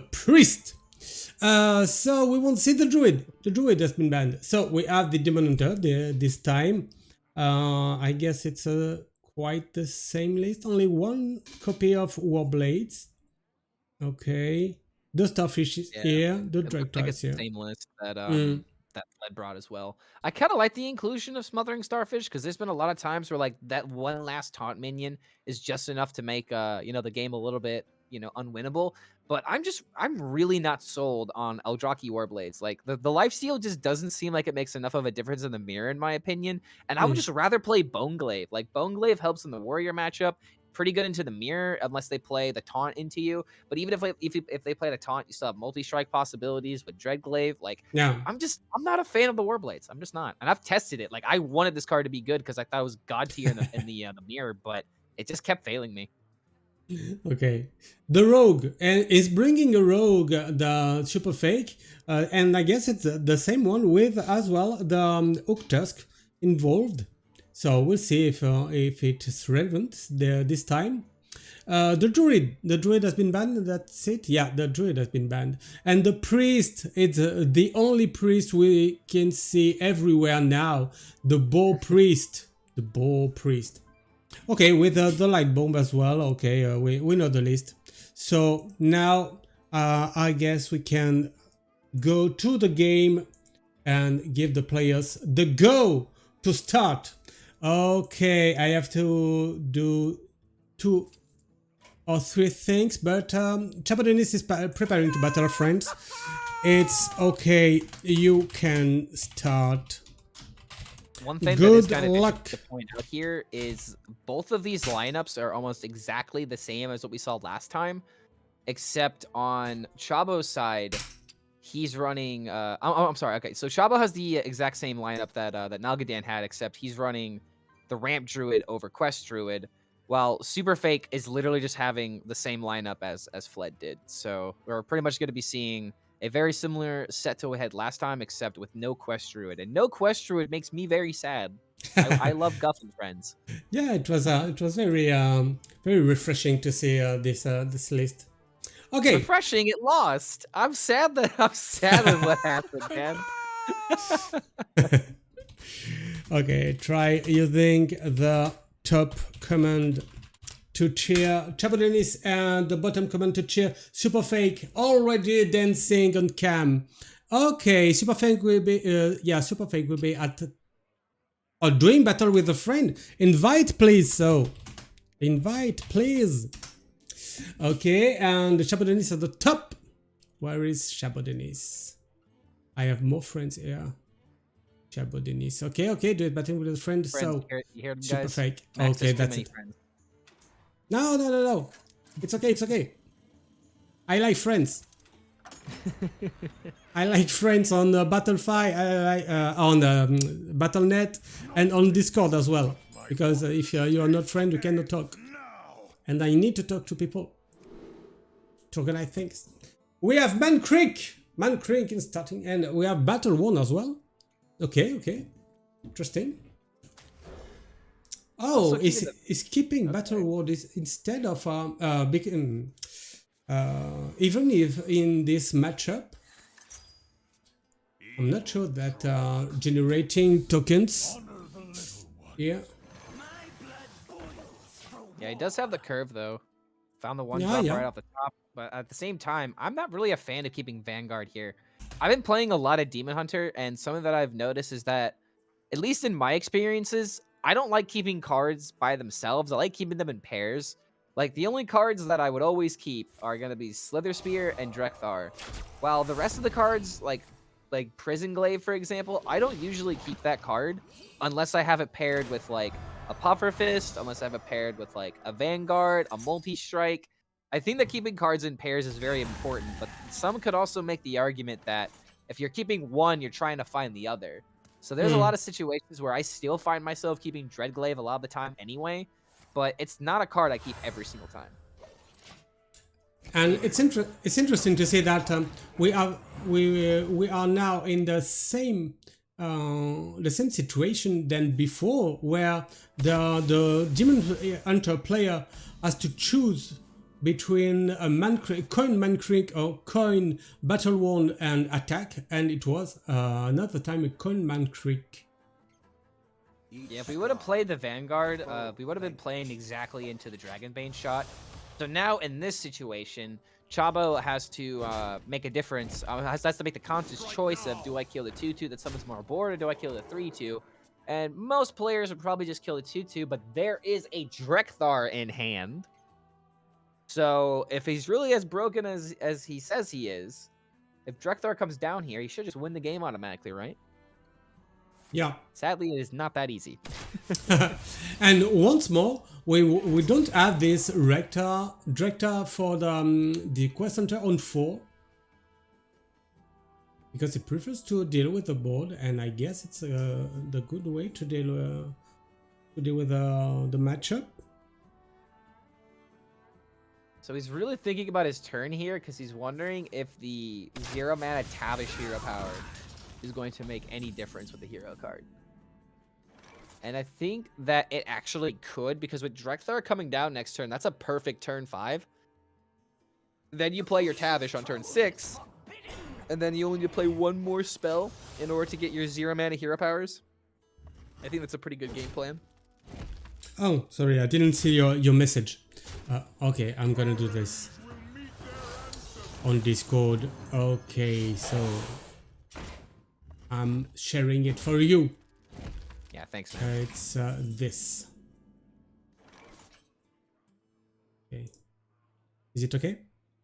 Yes, thank you. Okay, better.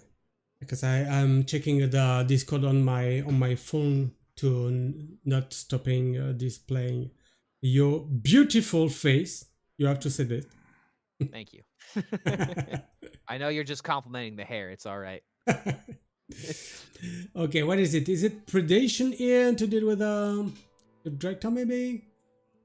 Chaos Strike into Fell Barrage gives us enough stats to get rid of almost everything. Predation could be weaved in here, but if we also fit in a hero power, that is... Oh, that's still not enough. We might... If we're trying to fully clear here, we might have to play Predation. But it's like, if we full clear, how do we win from this point? Yeah, I think Superfake has the right idea here, where it's like, if we play defensively, we're just going to end up losing the game anyway.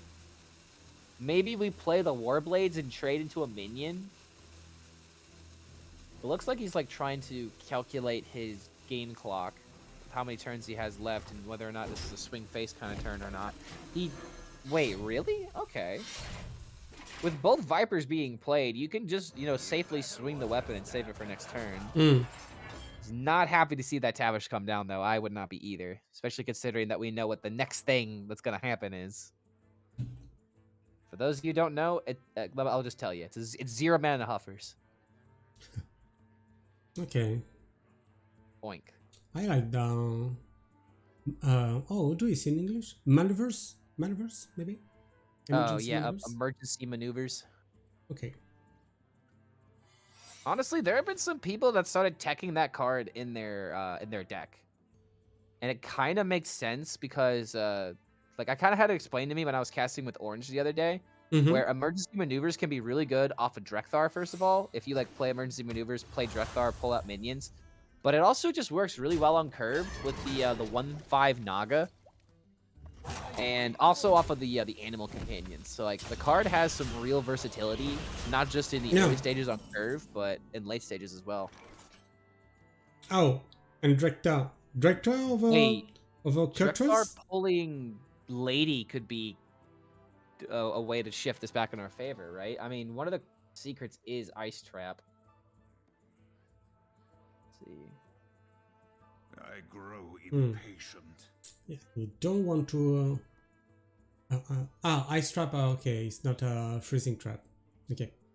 Because you don't want to get your rush minion from Kurtrus frozen, I guess.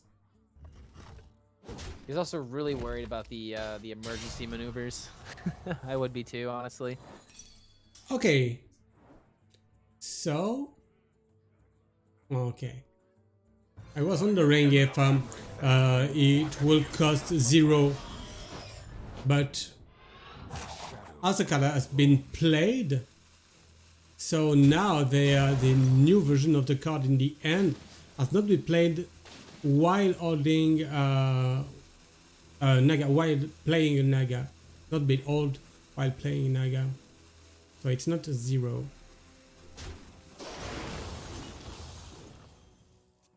So Chabo has a pretty good chance of being able to steamroll some damage here with the 0 mana hero power. I think he has enough cards in order to set up Tavish coming out next turn to start refreshing those hero powers, unless I'm miscounting what the quest progression is. Okay, yeah, so 2 more spells should be pretty easy to find with tracking in hand, all things considered. Could play Explosive, but I would rather just push damage here, go for the proactive game plan. Because if tracking finds a 3 mana card, then we have quest completed next turn. We find Aim Shot or Barbed Nets to give us the easy quest procs. Yeah, Drekthar did come out really soon here and kind of tilted the favor in Dennis's favor. And even with our own Drekthar, Superfake is not able to really turn the tides of this game. I think that the Ice Trap really screwed up that chance, because if Drekthar could have pulled out Lady, maybe there's a chance, but without another Naga in hand, we have a 5 mana Predation, which when you usually play it for 0, 5 mana seems like a ridiculous amount of mana to spend for a card. Our enemies will meet their ancestors. Okay, Drekthar is here. What will it be? Oh no, the worst 2 minions in the deck. Yeah. Back up your bag, Superfake. I'm sorry, but Drekthar, Drek ET was not in your favor this time, guy. I doesn't seem so happy of what just happened.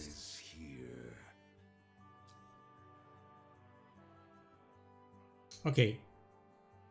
So what would it be? You thinking about a fair barrage here, maybe? Fell Barrage only kills one minion. That's the thing that sucks. Like, you Fell Barrage killed a 5-3 swing into the 2-4 in order to prevent the most amount of damage.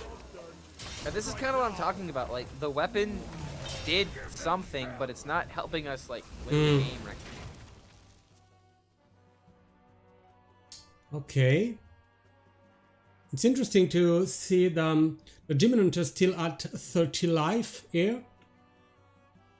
With the board. Interesting. Life gain does work every now and again.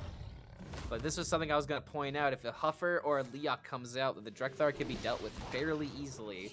We're going to see Tavish come down, so now 0 mana hero powers are going to be a norm in this a norm in this game. So much damage, man. What are you going to do? Get a Huffer on top of this? Oh, look at that. He got a Huffer on top of this. I'm just so good at predicting when this card comes out. Get rid of everything off the board for Superfake. Yeah. I think this is looking like concede country. Yeah. Still dancing, but not that much. Okay. The hero, nothing to work with. Yeah. So, is it still the... No, it's not Ice Trap anymore. It's Exploding Trap now. Yeah, he knows it's a natural run secret in the deck. And I think that Explosive is the only one run, since we're not running maneuvers, like we were discussing earlier. Apparently Dennis is not on the maneuvers hype train right now. But at the same time, maneuvers did really help off of the Tavish secret.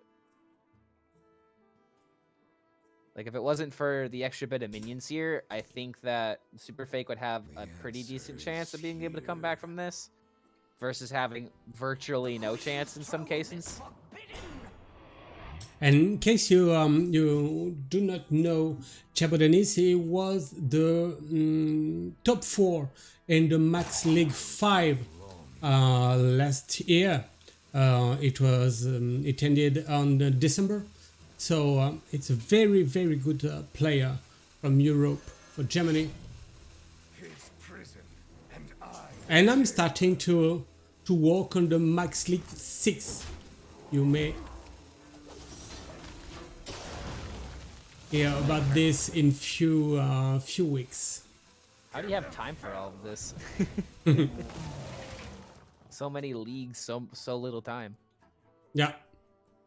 But the Max League is the best one. And another one. The Queen's trove is forbidden. Isn't it Another one? Yeah, the offer. Isn't it a priest card? Another one. Wait, hold on. Come on, do it again. Do it again. And Alright, go for it. another one. And oh, Good don't enough. do that. Immediate But impact is yeah, I needed to have this. Okay, so it's not 30 anymore. being able to get 18 damage with a multi-strike as Stetheno. Let's see, we can actually hit the 5 threshold and the 7 threshold. That's 12. But then we don't have any other ways of dealing enough damage. Plus we die in the process of doing that. So yeah, unfortunately for Superfake, there's no way to get the win here, even with like Stetheno interactions with the hero power. Yeah. Feels bad there. Like, I feel like Superfake kind of had a chance there if Chabo didn't hit the 0 mana hero power off of the Tavish. If that didn't happen, there might have been a real chance for him to get the damage necessary. But Drekthar in combination with free animal companions, that's usually a nail in the coffin for a lot of decks. Okay, so ChaboDennis will still play his Quest Hunter because of the LHS format, and Superfake has to win now with his Pirate Rogue and his Boar Priest. What will it take here? Is it... Will Boar Priest be quick enough to beat a Quest Hunter? Let me double check the stats real quick, because I've heard pros that are good with the deck say that Quest Hunter is supposed to be pretty favored. But again, it's not really, you know, the easiest deck to pilot, even if you pull up stats from Top 1000 Legend. According to the stats, Boar Priest is a 40% for about 1,200 games against Quest Hunter. But kind of like what I was saying, I think the pros say that this matchup is supposed to be favored for you. Versus, let's see, what was the other deck that he could have brought? He could have brought Rogue against Hunter. Yeah, I think I'd rather give the Priest a shot. The only issue, though, is now Warrior becomes a little bit harder to deal with if it comes out. If the Priest ends up losing. I don't know how good Priest is against Druid, but I think overall the game plan is kind of the same thing against Warrior since we run Zarella. But in short, what I'm saying is Boar Priest can beat all three of these decks, but I think if Superfake ends up losing this, it's going to cost him the series. Like, especially if he loses this round. Because then it's like, how do we beat Warrior? How do we beat Hunter? And how do we beat Druid with only Rogue? Yeah. Okay, what? Oh, it's not a good end, good starting end here. Yeah, this is a terrible hand. Well, This is garbage. even the light, like this, it feels terrible. even the light bomb won't be useful even on the Director because of the 3/4. Yeah, Light Bomb's actually just kind of a dead card here until post Tavish. Yeah. He's thinking real hard, and if he wants the 0 mana Amulet, or if he wants to go for the 0 mana Thrive. I think Thrive kind of makes sense, because finding a Switcheroo would be really good next turn. But then you're not getting the 0 mana Thrive. See a case for both of them, but I don't know which one's right here. Okay, I guess it took the middle one. So I guess the justification for this is if you have your 0 mana Thrives, you are way more likely to hit the combo, right? Oh, one prey. Okay. It's playing already 2 first spells to deal damage to activate the first tick on this combo, on this quest, sorry. Yep, Amulet off the top. We can easily trade it. What are we hoping for? We really just need to hit just card draw. We need Switcheroo, we need Handmaiden, we need Thrive, and we know that Handmaiden and Thrive are at the bottom of the deck, so the odds of hitting those cards are even worse. This is why I love Dredge. It gives you so much information to work with. I like the way that ChaboDennis played one prey the turn before just to have the passing shot. Oh my god, man. This draw is horrible. Look at Superfake's face, man. I have heard rumors that someone pulled off the Boar combo as early as turn 5. Now, I can't confirm this, because I didn't see it. But when I casted with Orange the other day, he said, we did an interview with Moyen, and Moyen was talking about some really early sword procs, and people were getting like turn 7, turn 6, turn 6, turn 7 sword combos. But if turn 5 is possible, then I do believe that this is just the best deck in the game. It's just Garrote Rogue, but with pigs, and I would rather play pigs than Garrote. Okay. Only 2 cards left on ChaboDennis' end. In ChaboDennis' end, you can trade this one. Finds the Thrive, can hit Switcheroo, because we need card draw, man. He hits that Switcheroo and doesn't let me see the other options, because that's how important it is. It was 3 switcheroos for him. I think I saw the other Thrive there, or the other Amulet as well.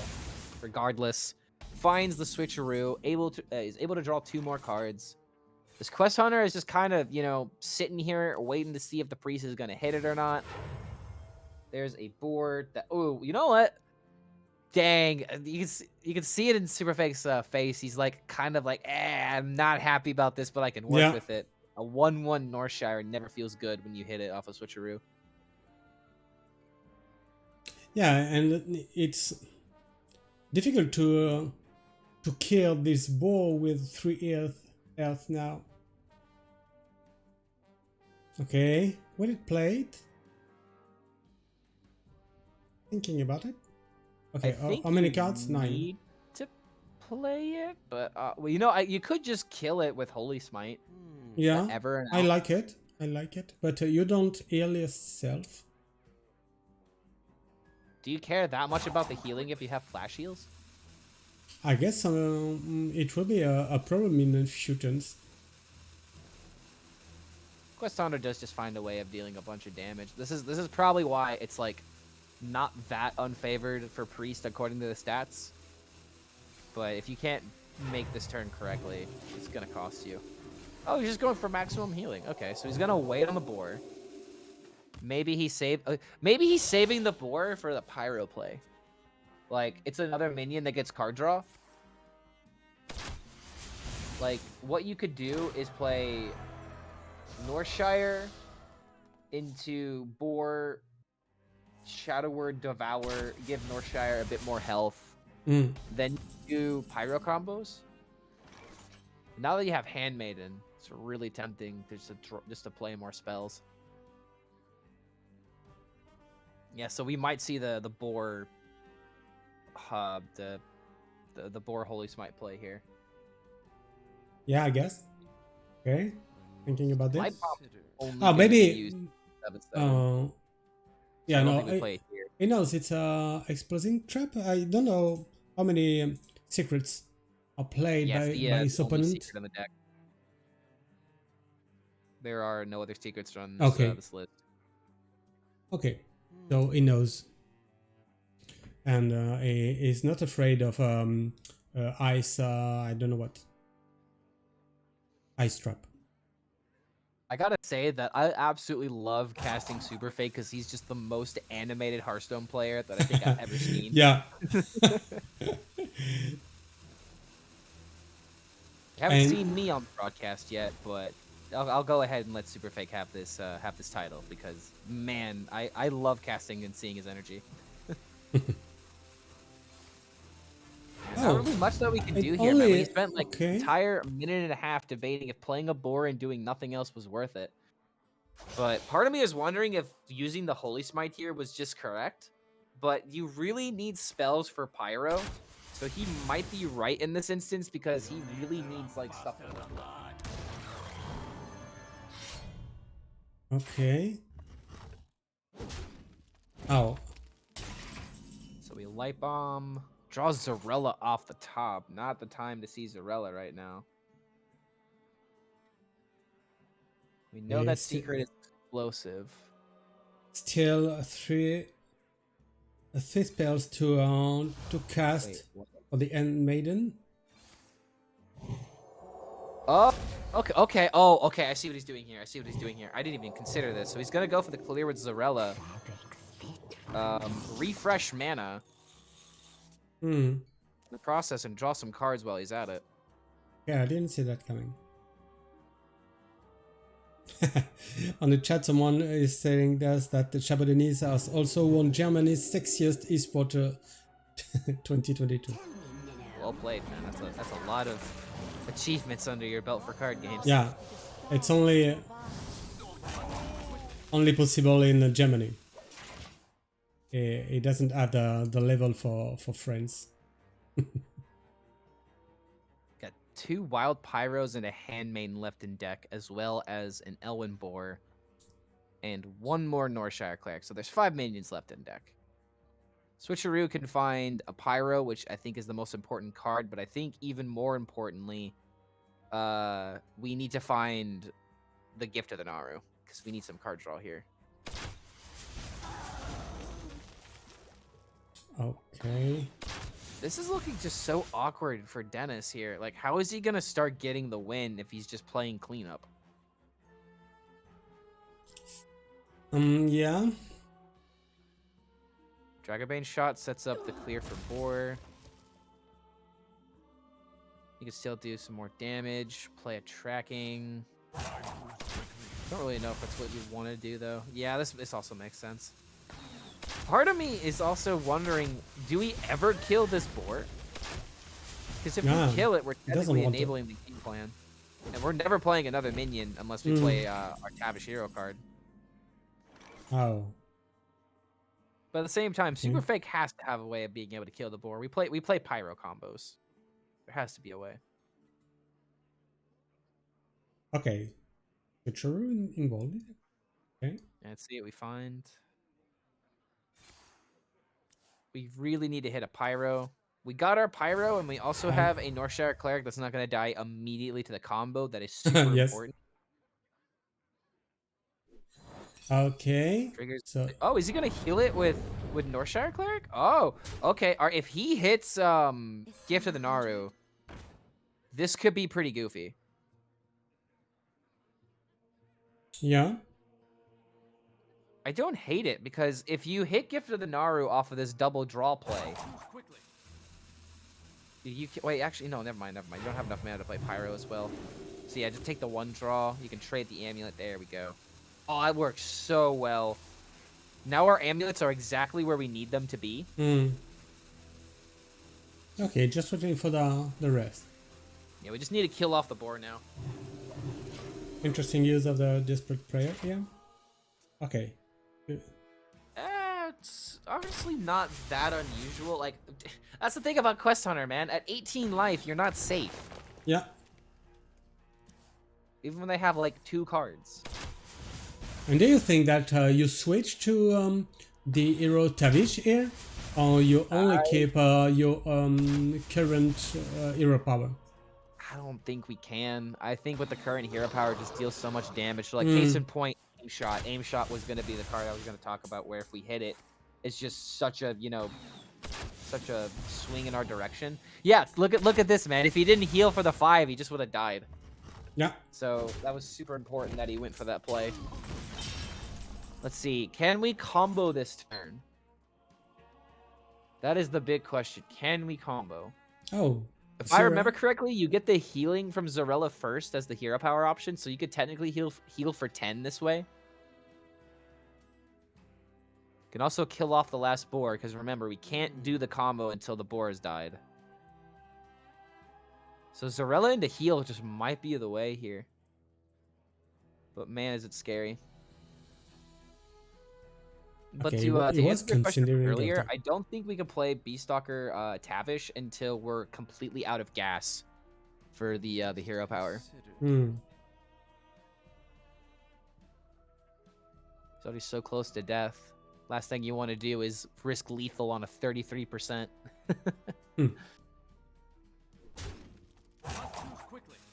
Yeah, Zarella, get that heal. Very necessary here. Yeah. Interesting use of the card. No. Okay, back to Have no 16. boars died yet? No, none. Oh, It's I the only thought one we we at saw. least killed one. No, it's the only one we saw. The other one is sleeping at the bottom of the deck. Okay, so this is going to be a real challenge then. We can deal 2 damage. I'm sorry, spend 2 mana to deal 5 damage to the boar. Then we have 2 boars that pop out. This Thrive pulls out 3 of them, so we can't use it just yet. Not unless we trade the other one. Trying to see if there's like a way to like draw a bunch of cards, but without Gift of the Naru, that's just not possible. I was thinking about playing as Tavish, but I like the way you think. Oh, he wants to. Okay. Okay, this kind of makes sense. I got The secret could be very freezing impactful here. trap. Yeah, like the ice trap. Grab the Attack both. boar now. That's it. Ice Trap. Oh, Ice Trap and Manivus. It's not the. Okay, it didn't take the freezing trap. He needs to hit Naru. I think that's the only card that does it here. Not that Naru. Gift of the Naru, not Shard of the Naru.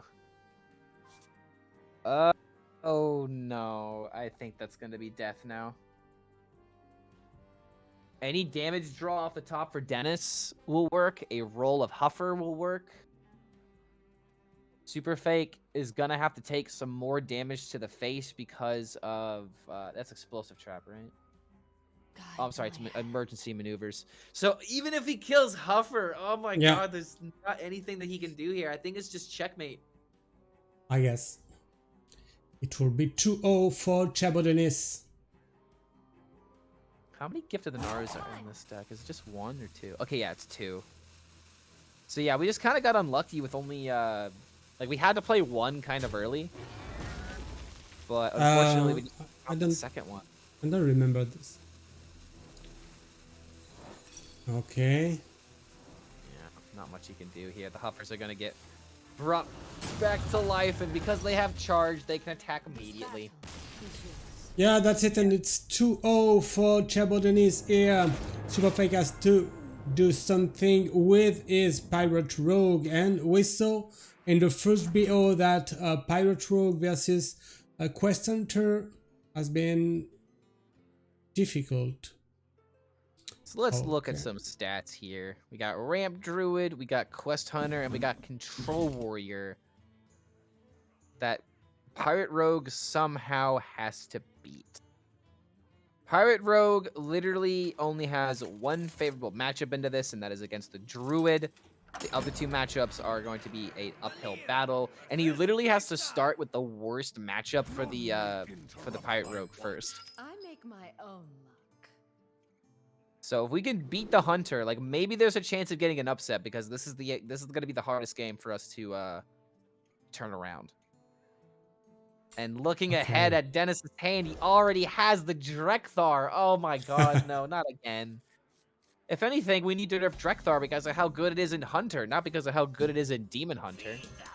No. Silly Hearthstone community. Yeah, we talked about it at the start of the stream. The director in this Quest Hunter is not a thing. You don't want to have both the result of the quest and the board. It's too much. The thing that really like feels bad about Quest Hunter when they play Drekthar is that they're already getting so much value for playing cards that they would probably play in any circumstance. So it's just like the amount of value that they get for just simply playing their cards is completely ridiculous in my opinion. Like Demon Hunter has like some very similar things, but the biggest thing about Hunter is the I play a card, I'm getting my effect, and I'm also putting you in a disadvantage. Now Demon Hunter, I would say, also does this very well with like the multi-strike combination with like Dreadglaive, but I don't know. Maybe the reason I don't like Quest Hunter as much is just because of the hero power. I do not like the sound effect of that hero power for Hunter. Okay. Is it a coin director here? Yes. Instant. Yeah. Instant. Our enemies will meet their ancestors. What an evening for Superfake here. Some people would probably argue that like, yeah, I want to play Drekthar on 4 so I can coin Tavish on 5. But Tavish on 5 isn't going to win you the game. Drekthar on 3 against a rogue, it pretty much wins the game in a lot of instances. Now he does have Pufferfist in order to kill the 1/5. Yeah, I like That's this. really all that he can do here. Cannot do much more than this. And then we have a 5/3 on board, but you know. Still 8 damage on the field, 10 including the hero power.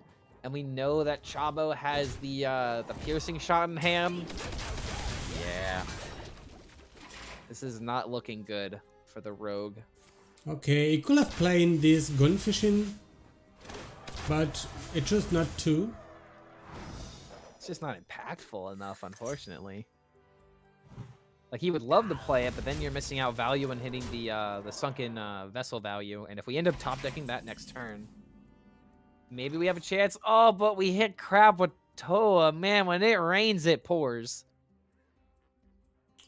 Yeah.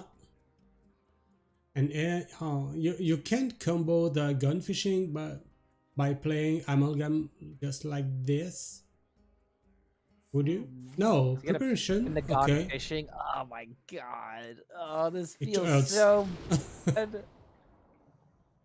This is like this Yeah. play is kind of, representative of the rogue class right now, Yeah. where it has like some really good cards and some really good synergies, but when they don't happen, you disenergize pretty consistently. Like it just like these are powerful turns that Rogue still has access to right now, but it doesn't have anything else. Like it doesn't have anything that's kind of okay. It just has moves that are high tempo and commit a lot, or you just die to whatever your opponent does. It just kind of sucks to see Rogue in this bad of a position.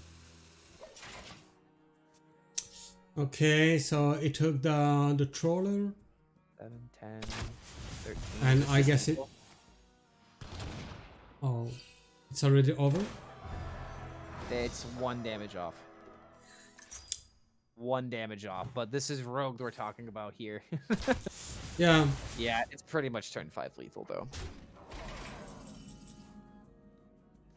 There's literally no card in Superfake's deck that can find him a way out of this. Random Colossal Priest minion? Random Priest Colossal could work, if we could somehow find it.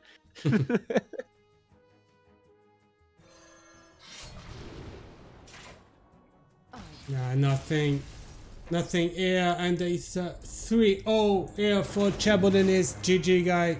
Okay, we're gonna see if we can have the players a little interview. Okay, Superfake, why is he? Yeah, that was very, very very sad to see Superfake get 0-3'd like that. Unfortunately though, it kind of speaks to the power of Quest Hunter, which is like, it's weird to say this, but it seems like it's the quote-unquote fairest deck right now. Kind of like with the point that I was talking about with Vicious Syndicate proclaiming that there is no tier 2. Losing to Quest Hunter like that just seems like a very average game.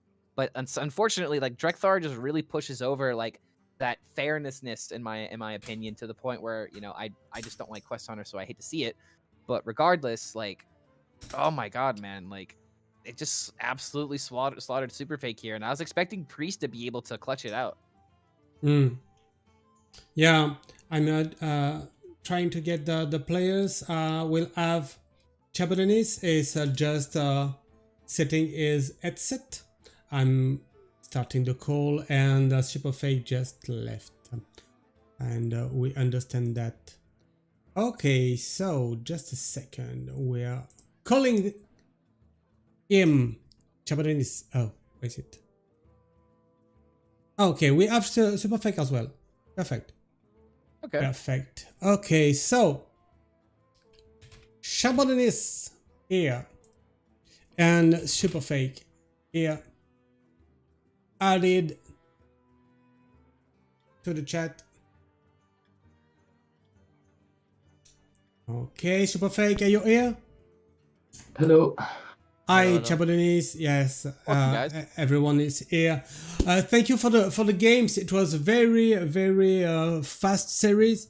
I guess you spent a bad time here, Superfake. It has not been that fun. Yeah. This this questioner with the director involved. Do you think that? We talked about it with a clock all the evening. Do you think that there is a problem with the card director? Yes. I don't know. I mean, on the first game was brutal, but on the other games, I mean, it wasn't the director's fault, right? Like, didn't have an impact. But yeah, I don't know. Sometimes it's just too much stats early, and it just ends games. But I don't know. Now that they sell a diamond version, what can they do, right? Yes, yeah, that's true. That's true. Yeah, it's bad that sometimes you have it on coin and your opponent can't do nothing. It reminds on me like Edwin van Cleef or something like that. It's really broken.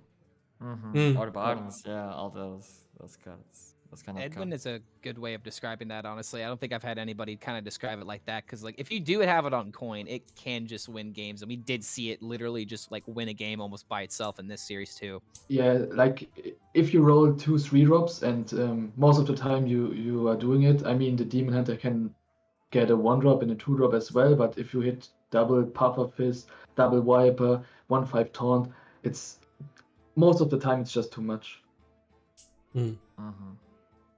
Okay. Yeah, so let me go ahead and ask the next question for you guys. Superfake, you decided to bring Pig Priest this week. Mhm. And Chabo, you decided not to bring Pig Priest this week. So I'm going to go ahead and make the assumption that Superfake believes in the Pig Priest while Chabo does not. What's your guys' take on the deck being meta in tournaments? I mean, we had to submit the lineup on Saturday. Yeah. And there was the Masters Tour, so I just submitted my Masters Tour lineup, which were, like, in my opinion, at this time, the best decks. The lists are not refined, and now I play other lists, but we needed to play this list because on Saturday we had to submit it. I think I see a lot of people have success with it, and I think it's really good. It has a lot of draw. Cleric is in it, the new 3 mana card is in it. And yeah, if people practices this a lot, I think it's a really good deck in the meta and can be really, really good. Superfake, what's your take on Boar Priest? Yeah, I think the deck is pretty good. Not the particular game that I played where I just didn't find the good draw engine, right? But yeah, overall, I think it's a good deck. When I submitted for this week, I had 0 games on it, but was like on theory my anti-warrior, like counter Q deck. But I actually played a bit more to practice for today, and I think it was kinda he had the potential to just sweep ChaboDennis decks. So I think it was kinda sad that I Yes. lost that way. To be honest, I was really scared that you 3-0 me with Boar Priest because it could. And yeah, I think yesterday we played on ladder and you won against me with it. Yeah. So I was a bit scared, but yeah, like it worked this time for me. But yeah, it's true. It could sweep me. True. It's good deck. Yeah. So I think what the I'm deck hearing is that 2 good, people yeah. believe in Boar Priest. Just like that, I'm going to use that information on Twitter. You know that everything you can say can be used against you here. 100% of players I've talked to say the Boar Priest is good. Therefore, it has to be good. Yeah, it's just a solitaire deck, right? Just plays by itself. Like you have to draw your good cards, like have a good turn with Pyro Cleric and Gift of Naru, then keep drawing, dealing with a couple of boards, and then yeah, just win. Besides, Yeah. like the super like counters, like Celestial Alignment and something like that. I think that I can kind of beat everything if you draw perfectly. Yeah, it seems a bit like the new Garrett Rogue or OTK Demon Hunter. It's very similar to these decks in my opinion. And I would agree with the Garrote Rogue as well. Yeah, I but mean, think it's a bit on- worse, I think. yeah, that's true from the power level. It's worse, but yeah, I mean you can't win with tempo with that deck like Garrett Rock could, but it's kind of similar. Like you draw your whole deck, you get your win condition live, and you have a lot of draw. Okay, the last question for you guys.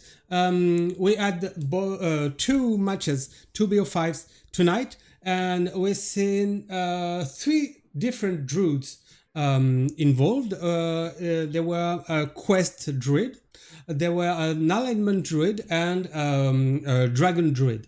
What do you think? Which druid do you think is the best deck to bring in LHS format right now?